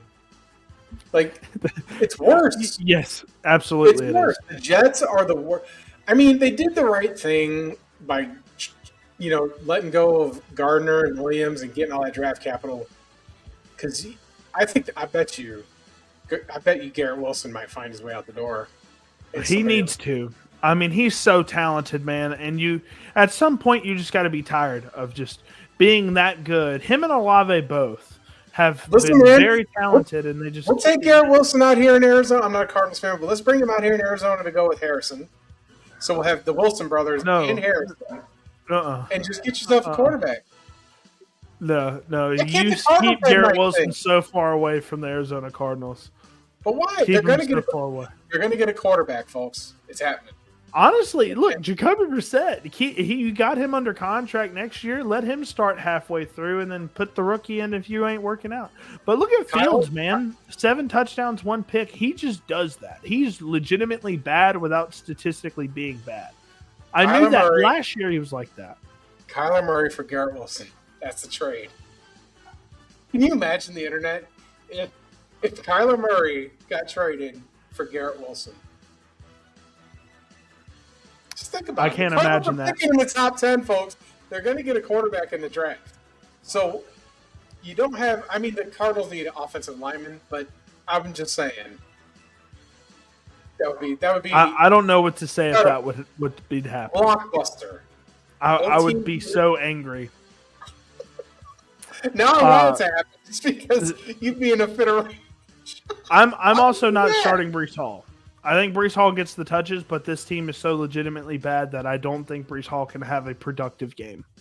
Right. Even though I do like him, I just don't think he's explosive enough to be consistently good in fantasy anymore. I hope he goes somewhere else. Please give him to the – please. We tried to offer you a 3rd-round pick.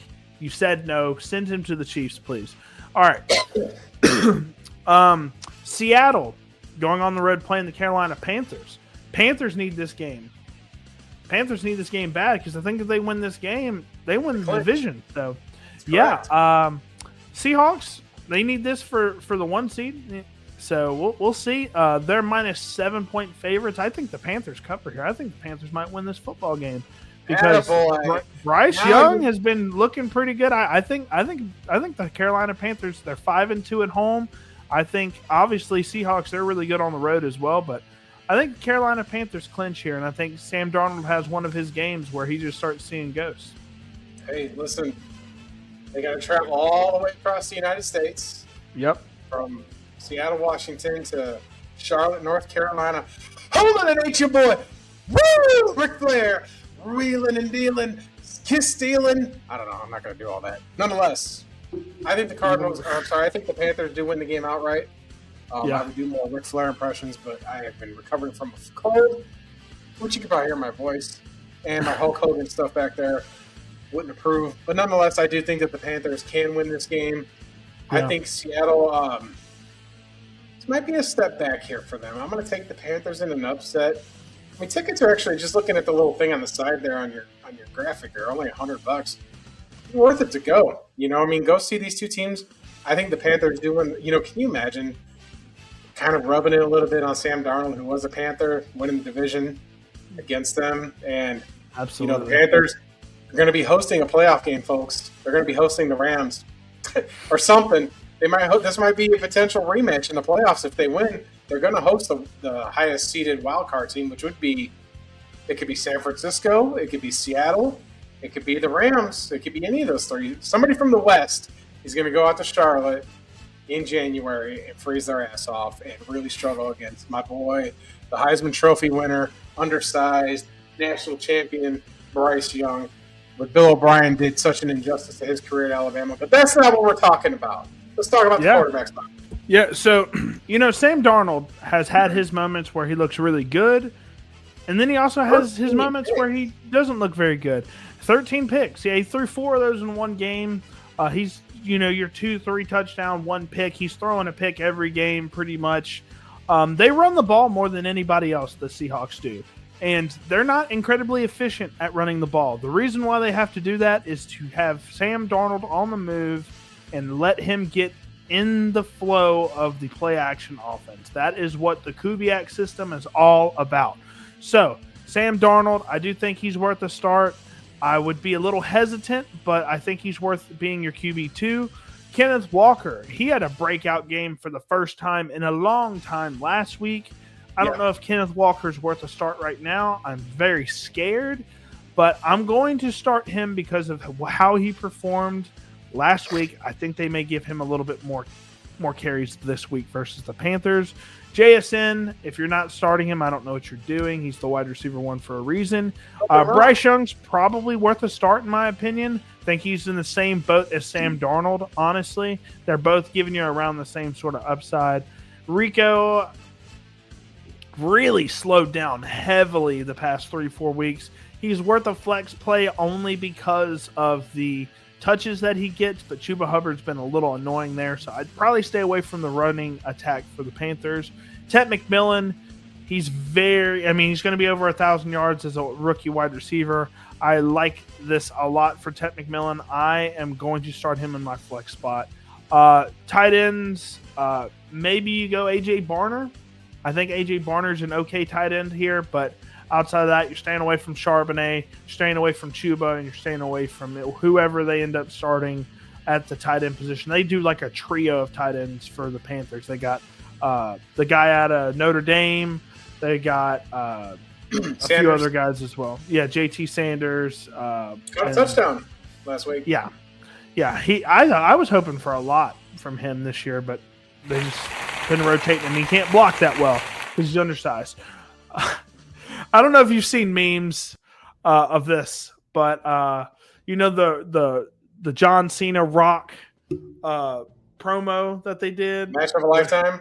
Yeah, and it's the Raiders versus the Giants. This is the game. This is the game everyone's been. This is the Tank Bowl. This is who is getting the number 1 overall draft pick. Who is getting it? Is it going to be the New York Giants, who shockingly are 2-13 right now with that roster? I know Malik Neighbors got hurt. The defensive line hasn't performed up to its expectations. But, I mean, they have Jackson Dart hasn't been horrible. I know he's gotten hurt and came out of the game at some really bad times. But I am just shocked. I know Cam Scadaboo got hurt as well, but 2-13 for this Giants team. They just feel a lot better than that. But the Raiders have no excuse. They are a terrible roster. Defensively, outside of Max Crosby, they're terrible. The offensive line is one of the worst I've seen in a long time. Genty is a bright spot. He's broken so many tackles, been tackled behind the line of scrimmage so many times. He has basically nothing. He can't do anything. And Brock Bowers has been good. Both of the wide receivers that they drafted haven't really hit that well. Thornton and Jack Besh. I loved Besh, but he just hasn't gotten a ton of opportunity. I don't know how this game's a pick 'em. I really have no idea. Look at the line movement. The line started off with the Giants as 3-point favorites, and they're 1.5-point dogs. I like the Giants here. I like the Raiders here. First of all, yeah, I do, because I don't think Geno Smith is playing, right? Is he in? He played last week, so I think he'll play this week. I think that they got a little bit of rhythm, but the big matchup's going to be a massive mismatch for the Raiders, and that's the Giants. Pass rush is just out of this world. Yep. I feel like that they're going to move on from Pete Carroll. The Raiders have an exit plan set up for him, and that's a good play. He was there for one season.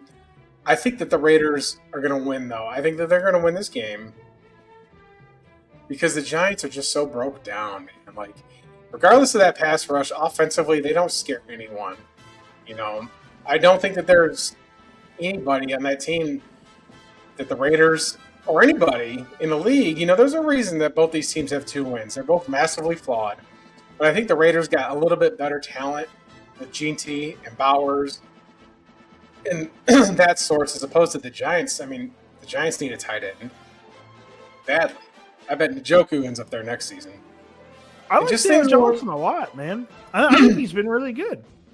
We'll see. There's really not a whole lot of analysis that I have on this, but I'm going to take the Raiders to win. I'll lay the 1.5.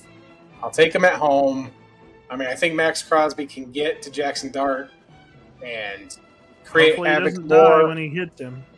Yeah, So give me the Raiders to win and cover.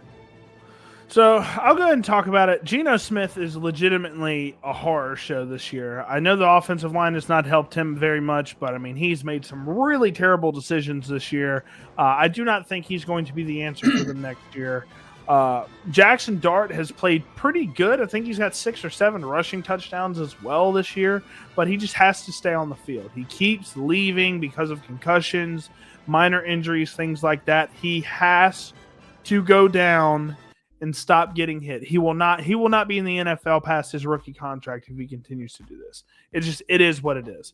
I wouldn't start a single running back in this game outside of Genty. I think Genty is going to try his best to get over 1,000 rushing yards this year.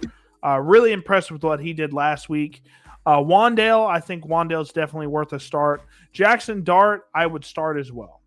I know he got you negative points last week. I think Jackson Dart is worth a start. He's been great all year when he played.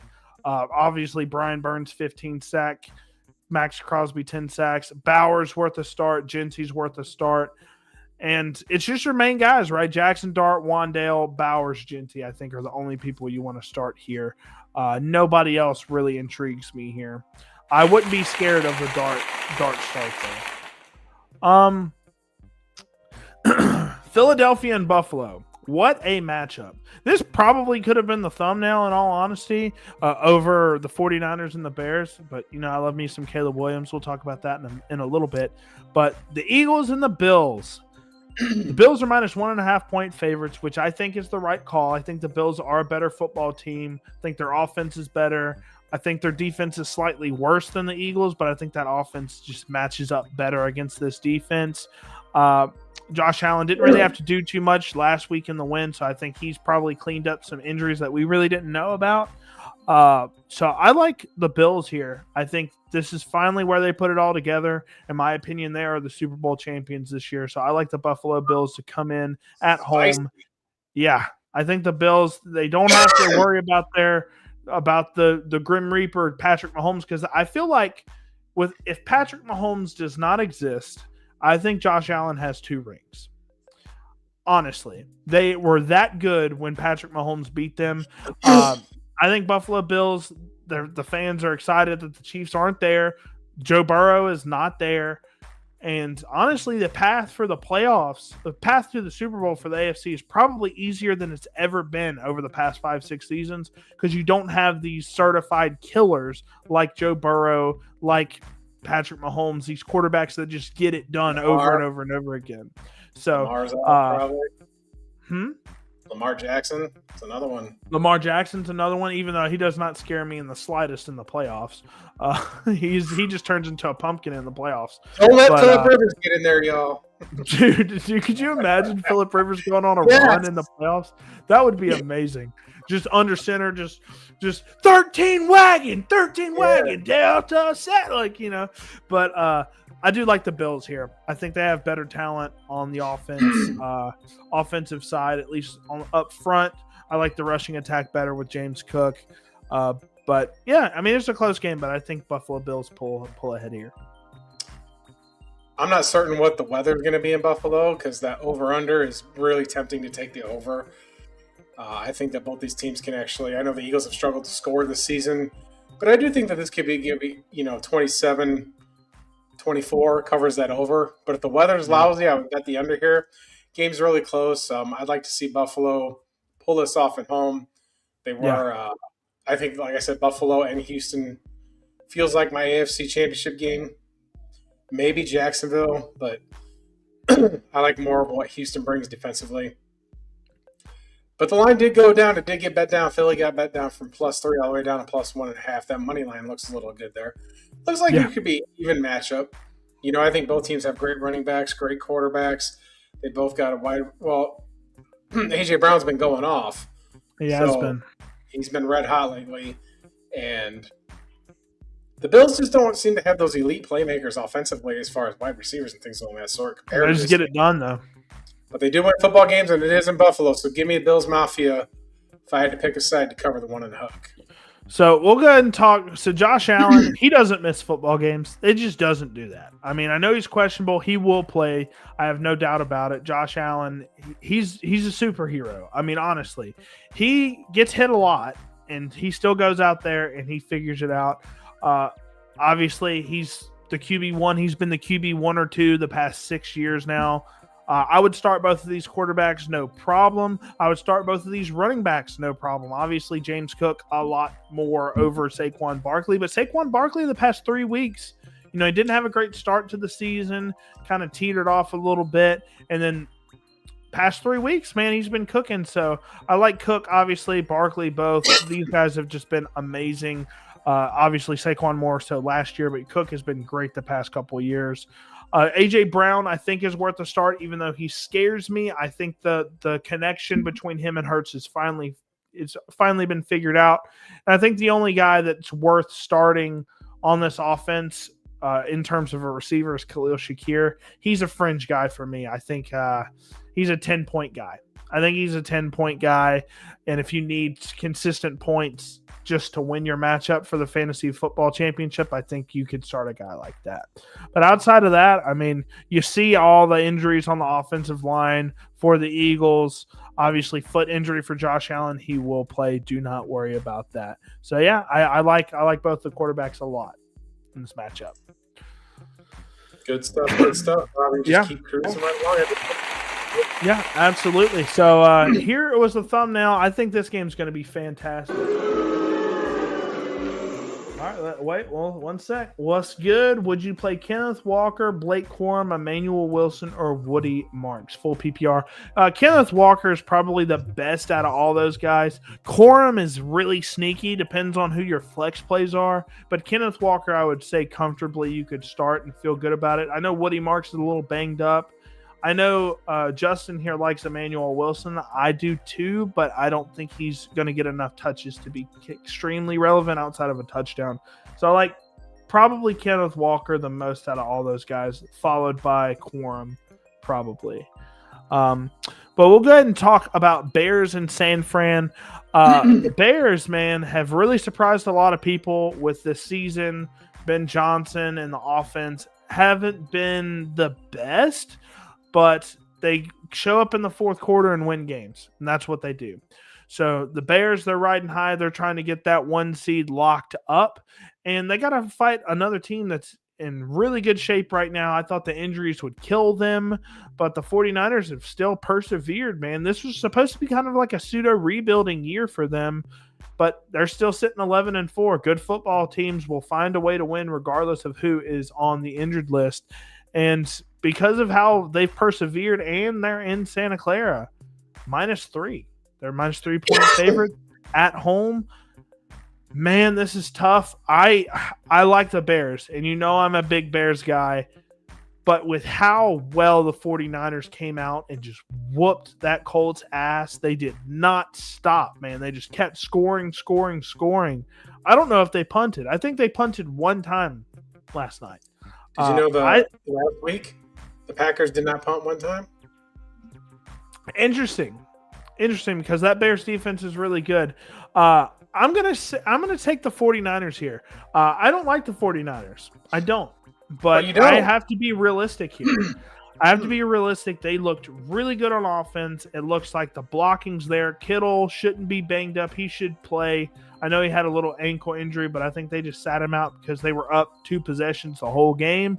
I think Kittle will play. We don't know if Rome plays. We don't know if Luther Burden's fully healthy. I think that they should both play, but even then, man, the 49ers offense is something to deal with, and I think there's going to be a high-scoring game, hence why the over-under is 52.5. Yeah, I think the 49ers win here, even though I do love Caleb Williams and I do love some Chicago Bears. This is like, to me, these are the two NFL teams that I don't care for as a fan, obviously. Don't care for the Vikings either. But nonetheless, all that aside, I'm taking the 49ers at home -3. I don't think that they're going to have an answer for George Kittle. The Bears linebacking core has been just kind of hobbling around. The Packers bullied them for the majority of the game, just absolutely ran it down their throats with their backup running back. Christian McCaffrey is going to snap off on this team. I don't think it's close. I think they beat this team by 2 touchdowns. I think the Bears get a little bit of humility here, traveling to the West Coast. They got pushed around and pushed around and pushed around the line of scrimmage last week. Every Packer injury and everything that could have went wrong for them, and they had to have a miracle to win that time. The 49ers are looking to clinch. If the 49ers win out, they get the 1 seed. And there's a potential, if they don't lose another game, to where they'll host the Super Bowl, because it's in Santa Clara this year. Yep. But I would love to see the 49ers in the Super Bowl. I would love to see that. Because it'll go my way, like it always does when they make it there. Shanahan will do what he always does. He gets the courage to go up there and talk to a chick, and, she just throws the drink in his face every single time. But nonetheless, I think Caleb Williams is worth a start versus the San Francisco defense. He's been playing really good football pretty much all year. He's had a couple of duds here and there, but he's the QB 10 in fantasy right now, so I do think he's worth a start. Obviously, Mac Jones is their leading passer still, which is kind of funny to me. But Brock Purdy, I think, is worth a start coming off that 5-touchdown performance. Christian McCaffrey, I don't know what you're doing if you're not starting him. DeAndre Swift is a fringe guy as well. I do expect this game to be heavily relied on the rushing attack by both teams. Jonathan Taylor got kept in check pretty much all game last night. But I do think Swift can get something done. I like the offensive line play a little bit more right now in the season for the Bears than I do the Colts, even though the Colts do name-wise have a better offensive line. DJ Moore being the leading receiver is a little crazy. I wouldn't start any of the Bears receivers right now because I think everybody's going to be coming back from injury. So I kind of feel similarly about the Packers wide receivers as I do the Bears, just because you don't know who's going to be getting the ball. I like Rome Odunze a lot, but I just need to see a little bit more consistency from him. The 49ers leading receiver and running back rusher is Christian McCaffrey. Scroll down just a hair more. Go ahead. So if you look at the points for and the points against, the slight edge goes towards the 49ers there. Defensively, The Bears have been, they've been living off the turnover and feasting and capitalizing. But we're going to see it, that's really hard to sustain, So, absolutely. Should be a good game, though. I think that we're going to see something interesting here. But actually, I'm going to take that back. Like I said, I think the 49ers beat their ass. I think the 49ers beat their ass, and I think that the Bears have to come out and win that game on Week 18 against the Lions and try to get the division. Because if they don't, and the Packers beat the Vikings, if the Packers win the next 2 and the Bears lose the next 2, the Bears are a wild card team, and they'll be going to Carolina or something along those lines. You know what I mean? Or Tampa, however that plays out. So. All right, well, here's our last game, NFL game. We'll talk briefly about the playoff games for college football. Excuse me. But the Rams, Monday night, they're going on the road to play the Atlanta Falcons. The Atlanta Falcons stink, man, but they've somehow won 6 games, man. They somehow win some games here and there. The Rams are 7.5-point favorites, even though they're on the road. I like the Rams here. Their offense has been cooking hard, even though they lost to the Seahawks. I think this offense is really hard to keep up with, and I think the Falcons are going to basically crumble under this. So I think the Rams win here by 10 points. But yeah, the Falcons could always burn me. Let me look at the last 5 games. So they are on a 2-game win streak. And, look at the points, man, they've been putting up. The lowest point total they've they've brought up in the past 5 weeks was 28 points. Yeah, we'll see. Kirk Cousins has led this team to 2 straight wins, but I do like the Rams here. I don't think they're good enough to beat the Rams. I don't either. The Rams are an absolute wagon. They're trying to maintain and keep up with the Seahawks. Excuse me, y'all. 7.5, though, I think is the right number. I think that they can get to the Falcons' defense. I mean, I don't know if Kirk Cousins can do enough to keep those points in check. But they do have, he has found that Kyle Pitts is not the problem. And thank goodness. It's been the scheme. It's been the scheme, and it's been Arthur Smith's dumb butt and everybody else before, and having guys like Desmond Ridder out there. But nonetheless, give me the Rams to cover. Give me the Rams to cover. I know that the hook is just looking at me like I'm crazy, but I think the Falcons are still playing for a lot of pride to try to get to 8 wins. I just don't see a path for that. The Rams have a lot more to play for. Absolutely. Way better coached by the Rams. And Sean McVay is going to have them up. So give me the Rams. It's ironic because the NFC West is visiting the NFC South. We talked earlier about Seahawks going over there to Carolina. Now we got the Rams going just down the street in Atlanta. Seahawks lose, Rams win. Folks, it gets spicy. And the 49ers win. The NFC West is crazy good this year. Yeah. So look at the receiver. Who's leading the team for the Falcons for receiving yards? It's not Drake London. It's close. Drake London's missed a few games, obviously, but they're both around the 800-yard mark. Obviously, Pitts hasn't missed any games, but we'll start with Stafford. I don't think Kirk Cousins or obviously Michael Penix. I wasn't a big Michael Penix guy, but Kirk Cousins, I don't think it's worth a start versus this defense. This defense can get scary at times, but Stafford is the MVP.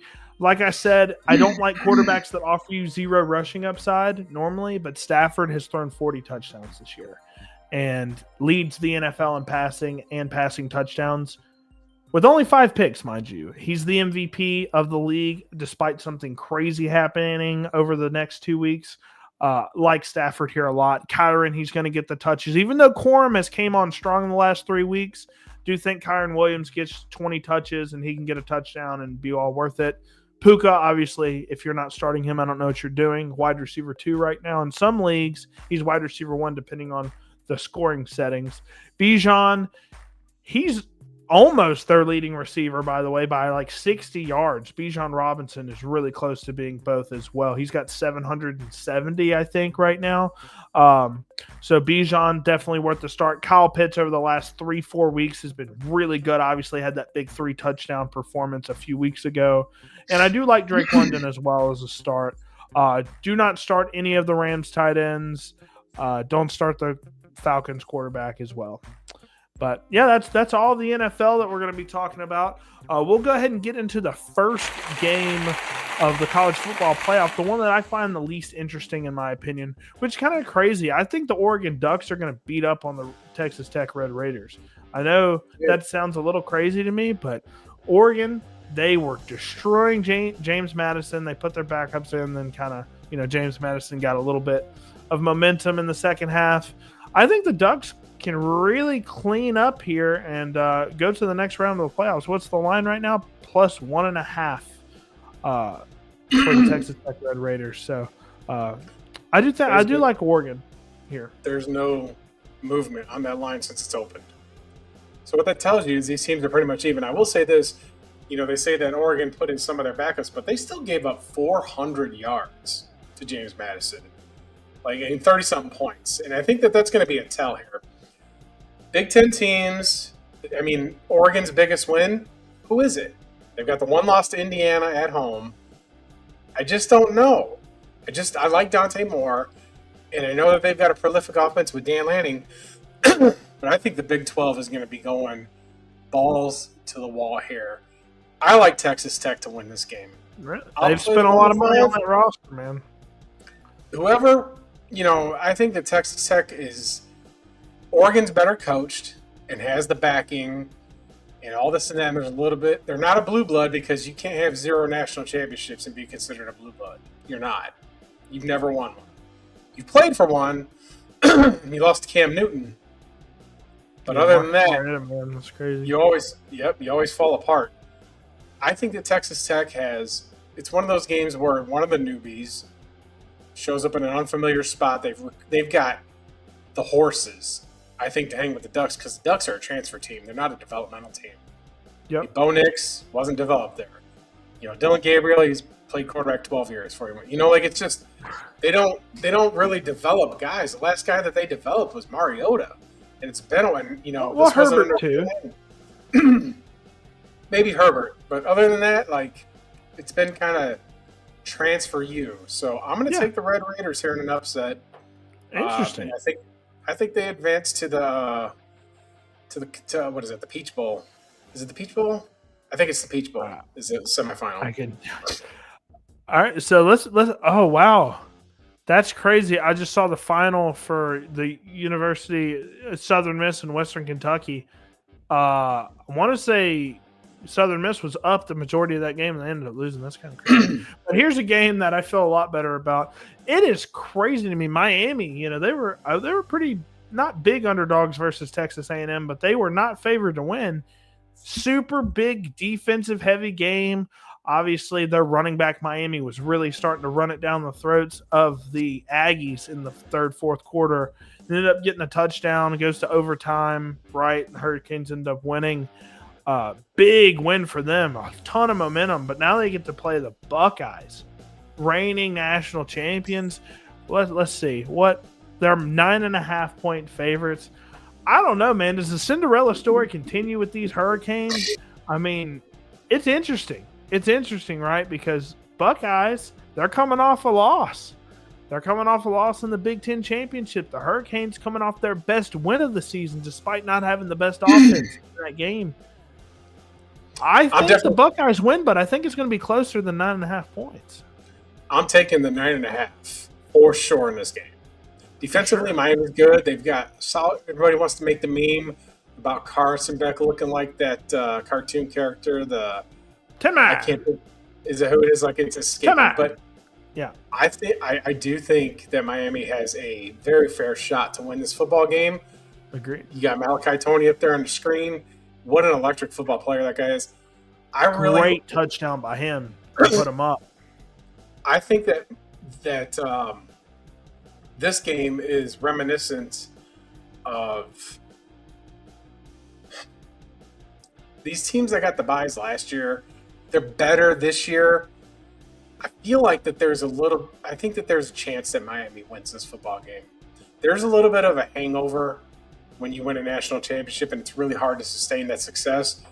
And I think with Ohio State, Oregon, and Indiana, who we'll get to next, all three of the Big Ten teams really had cupcake schedules.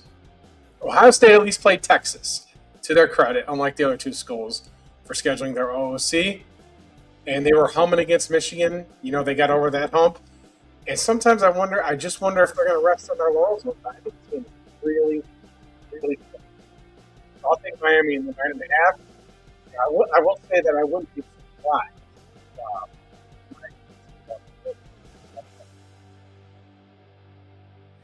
All right. Well, we'll definitely see. We'll go ahead and get on to the next game. I know you're excited to talk about this one. The Crimson Tide. What a great win by them. They were down 17-0 against Oklahoma. Come back, win the game with multiple big-time turnovers, pick six, fumble recovery for a touchdown as well. I mean, really, the offense doesn't look great. It doesn't look great, but the defense is really winning y'all some football games. And y'all are going to have to look good on both sides of the ball, I think, here. I don't think Indiana are posers anymore. They've got multiple good wins on their schedule, with Ohio State winning the Big Ten Championship, beat Oregon in Eugene, Oregon. Look, I want the SEC to win a national championship so bad, but the idea of the Indiana Hoosiers, who have been so just lackluster over the past however long. Last year, they have a great season with Curtis Rourke. Get bounced. Indiana comes in, beats everybody that they've scheduled, even though a lot of the games weren't great. They weren't great opponents, but they did beat the teams they weren't supposed to beat in Oregon and Ohio State. They're the number one team in the country. I think rightfully so. Sure. They're 7-point favorites. That's just insane to me. You want I to feel pull up like Alabama should win this game. I want the Hoosiers to win just because Alabama's got their natty. They've got multiple natties. I would like the Hoosiers to win. I think they're my pick to win it all. I would like that to happen, even though I'd like a SEC champion. I'm really torn on this one, man. I don't even want to pick. I think Alabama should win this game, though, despite the offensive struggles. You want to pull up the Hoosier schedule? Sure. Let's take a look. Let's take a look. All right. So we got Old Dominion. Okay. We got Kennesaw. We got Indiana State. Illinois. It was top 10 at the time. At the time, okay. Iowa. Decent school. Oregon. On the road. In the playoffs. Top 5 team. Yeah. I mean, we got Michigan State. Got UCLA. Maryland. Penn State. Wisconsin. Purdue. Ohio State. So they've beaten at the time 3 top 10 teams. Let's just stop for a second. Let's look at our Heisman Trophy winner. He had one 300-yard game this whole season. That's crazy. So, but I mean, look at the margins of victory that they're winning against these teams. He didn't have to play the first half. A lot of these. I mean, he didn't play the second half in a lot of these games. Yeah. I mean, it's true resolve. Let's look at Alabama's schedule. Let's take a look at their schedule. I like to just take a look here. And so we lost Florida State. That's a tough one. ULM. Destroyed. Common opponent in Wisconsin. Wow, Simpson had 382 yards in that game. Man. The offenses are completely different now. Wait a minute. Y'all don't have a running attack at all. Then Indiana. At Georgia. Okay. Vanderbilt. Almost made the playoff. Missouri. It's a lot of ranked teams I'm seeing here. Tennessee. At South Carolina. LSU. Didn't get in the end zone. Lost to Oklahoma. Fair enough. Eastern Illinois don't count nobody. At Auburn, the scariest place. Now, Ty Simpson had his worst game there. 122 yards. He didn't have a great game versus Eastern Illinois either, which is kind of surprising. Rematch against Georgia. That was not good. Yep. Then they go on the road and beat a top 10 team. It wasn't a neutral site. It wasn't a neutral site in Oklahoma. It was on the road. 100,000 screen. It wasn't like the Big Ten championship at a neutral site. So, yeah, I think the resume shows one person took basic math and the other one took calculus. And I think the final exams are coming due, and everybody just says, oh my God, this kid just got 100 on his exams doing fractions. But the other kid was struggling to do calculus. I mean, he still did pretty well. But we're certain that the guy who can divide by 5 is just 10 times smarter than the calculus kid who's using letters and math. Ladies and gentlemen, give me Alabama to shut you up. Not because I'm an Alabama fan, but battle tested. Way better roster. Now, Alabama has absolutely struggled to run the ball. If you look there, they haven't had a 100-yard rusher since the Vanderbilt game. It is not part of their game. Hey, Fernando Mendoza, he won the Heisman. He's a Heisman Trophy winner.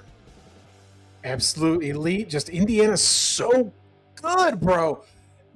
That's all I've heard.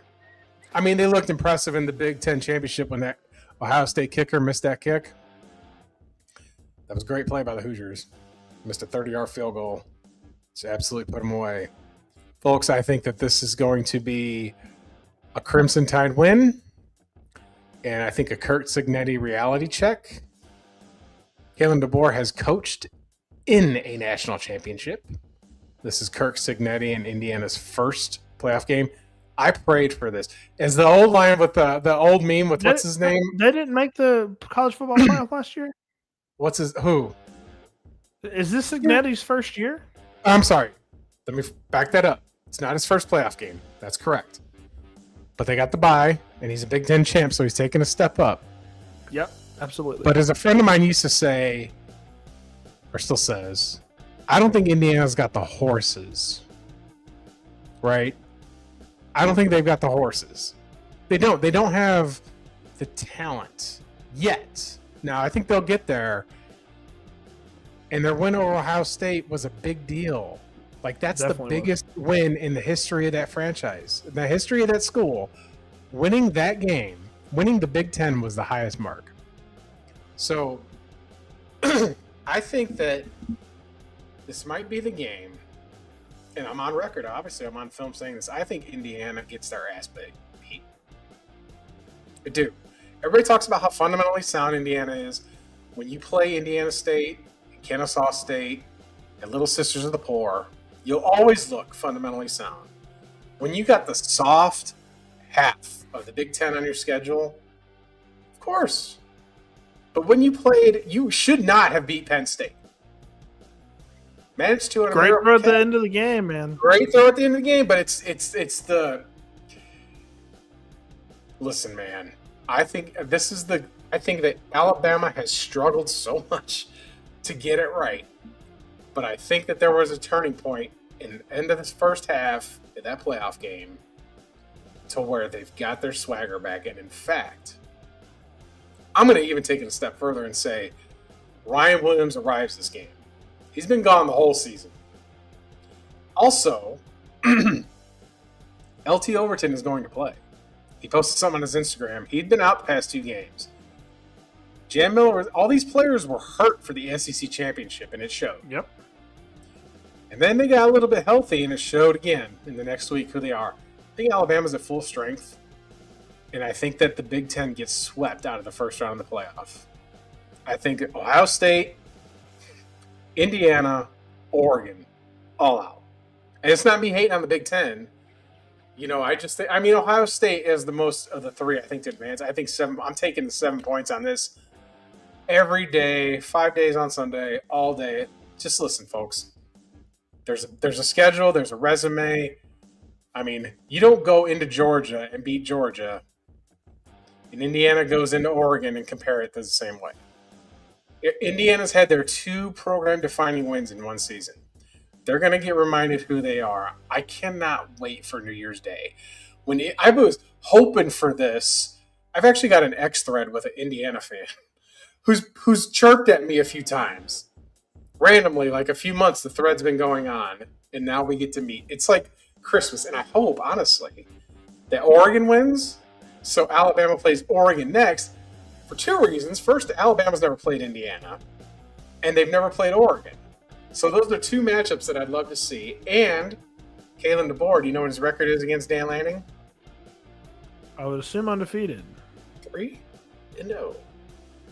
So give me Kalen DeBoer over Kurt Signetti beating up all these little schools. He's like a wannabe bully.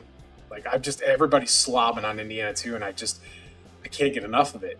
Like, it's like, I don't know how to put it. It's almost like it's like when the McRib comes out and everybody's excited for it. And then everybody eats it and we're like, God damn, this really ain't what I thought it was going to be. Give me the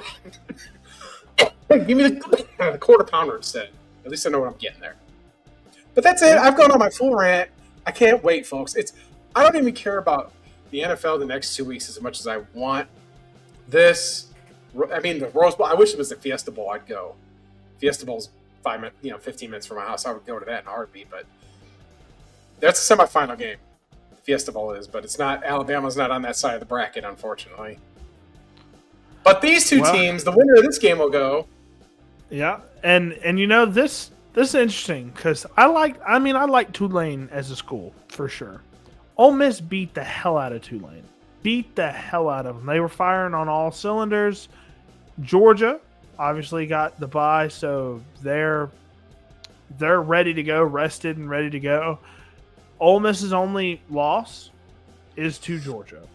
So we're definitely going to see how these teams match up. Obviously, Georgia minus 6.5-point favorites. I think Georgia gets it done, man. I think Ole Miss, the coaching change. I mean, they've looked good since the coaching change, obviously, but yeah, man, it was Tulane. I think Georgia has the talent. They have the better coach. They have the better defense. I like Georgia here minus 6.5. I hate it because I'd love to see a national championship in Mississippi, but yeah, Georgia. I think Georgia gets it done. I think they're the better football team. I think that's not close. I think Georgia whips them. I'm going to take Kirby Smart here over Pete Golding. Yep. I did like what Pete Golding said the other day, though, about they asked him what's one thing that's changed since Lane Kiffin's gone, and he talked about that basketball hoop being gone. He says, we're not here to play basketball. But I'm going to go with Kirby Smart against a first-time head coach coaching only in his, second football game. Yep. He is undefeated, but he did play an American Conference team. Listen, I don't think Pete Golding is going to be a good coach. I think Ole Miss is too prestigious of a university for him to get as his first job. I believe that with all my heart because he was a defensive coordinator at Alabama. So I know what he's capable of. I've also seen what Kirby Smart's done. Folks, right now, Georgia is the premier team in college football.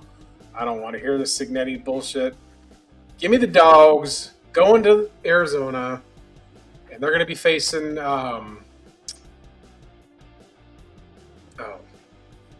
Miami. I think it'll be Miami and Georgia down here, and Alabama and Oregon on the other side. I'm sorry. Alabama and Texas Tech, and Miami and Georgia. That's how I see it. So it should be good stuff. Good times. I will say Lacey, 21 touchdown. He leads all of college football in touchdowns. Hurt his shoulder against Tulane. I think he'll be ready to go for this game. It's just something to watch out for. Chambliss, I got to watch him live, man.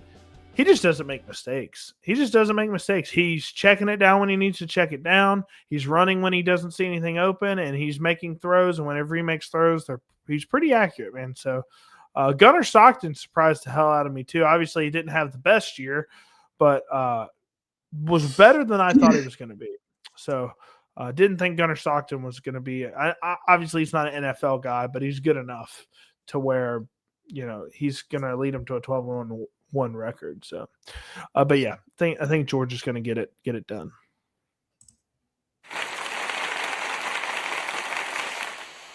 Bobby, what are your Christmas plans, buddy? Well, I told you before the show, I did Christmas already last weekend because that's just what our family does or at least everybody else can do Christmases with whoever else. So we get everybody together. But yeah, I'm Santa comes early. Santa, if you're on the nice list, Santa comes early to Mississippi, y'all. So that's right. And the Grinch is coming for Indiana, folks. I'm telling you right now, like I can't get off my high horse about it. I may have to eat crow, but I can't help it. I can't help it just because of the lack of, I don't want to say 5 stars, but Indiana's they just don't have, and they lost their best defensive player in that Big Ten championship, and that's going to hurt that team. If you can't get to the quarterback, listen, who do you think's got a better defense, Oklahoma or Indiana? Oklahoma, statistically, is probably a better defense. I'm just saying. We don't give a piss about nothing but the Tide, y'all. Like, I have my homerisms, but even if I was to take the helmets off and look at these teams objectively based on talent, like, I think that Indiana's fundamentally sound. I think that this might be the game where in the first half, Alabama finally comes out hot. And we're going to see how Indiana responds. They may respond or they may collapse. It's not that I don't like Kurt Signetti. I think he's a unique personality, but I think he's way too cocky for what he hasn't accomplished yet. Right? You made the playoff last year. You went to Notre Dame, got pushed around. Your soft scheduling doesn't help your cause. It just doesn't. Ohio State scheduled Texas out of conference. Alabama went on the road, Granted, it was Florida State, but they still went on the road, you know, and they hosted Wisconsin. Big Ten on the or ACC on the road, Big Ten at home. You have played Kennesaw State, bro. Like you played Indiana State. That's just like you got the soft stick of the Big Ten this year. You got the Oregon win. That's impressive. You could do it once. It took a miracle for you to beat Ohio State because that field goal goes in and that game's a whole different ball game. It's a short kick. I think that's what happens to Indiana here. I think that they collapse. Alabama got another 5-star recruit that committed after that Oklahoma game. Like eventually your roster is just what it is. Yep. I don't think Indiana's got the horses. That's the biggest thing for me. Alabama's got All-Americans everywhere. Your best player got injured celebrating after the game, 2 weeks ago or 3 weeks. And plus the time off, I think, hurts you a little bit, So we'll see. You got anything you want to promote before we get out of here and close this up? No, man. I'm ready to go. I'm excited for these matchups. So yeah, I'm excited, man. More good football. Season's almost wrapping up, man. So our the next show that we'll do, I'm looking at the calendar, will be Sunday the 4th. So yep. I might pop in and do something a little different, but we've done our preview show. We'll do it Sunday morning before kickoff. That'll be the last week of the regular season, so there won't be any fantasy implications. They haven't even set the schedule yet, but the NFL likes to put games, they like to sandwich them like almost evenly from the morning kickoff and then just have the premier Sunday night game for everything on the line, which might be Panthers and the Bucks, depending on how that plays out. And the NFC South to just close it off would just be some that would be awesome. Or they always have great games. They just beat the hell out of each other, man. It's like your redneck family that just beats the tar out of each other when they show up. And somebody's got to win the fights, I guess. Yeah, but absolutely. With that being said, ladies and gentlemen, have a Merry Christmas. Have a Happy New Year. Enjoy Indiana losing to Alabama on New Year's Day. That's my Christmas gift. Christmas came early in this household after the Oklahoma win. And any football thing you want to go your way? Anything that you just want as a fan to go your way? The second on the 2nd of January, Mississippi State plays Wake Forest in the Mayo Bowl. So I'd like to see Mississippi State get a 6th win a bowl game. I think they can beat Wake Forest. So that's something that I'd really want to see since my Chiefs are out, and I don't think the Bears are going to beat the 49ers. So, yeah, that's what I'd want. Ladies and gentlemen, have a Merry Christmas, Happy New Year, and Roll Tide, y'all. We will see y'all January in the new year. Get ready for Sunday Night Football in the last week of the regular season, and get ready for Bobby's off-season content. And remember to subscribe, Justin Paul Sports on Winnable. Get my picks. One-on-one on my VIP picks. Today I had Western Kentucky. I had Southern Miss, but they did not win. But I did collapse badly. And Toledo covered nicely. So we will see y'all soon. Thank you so much.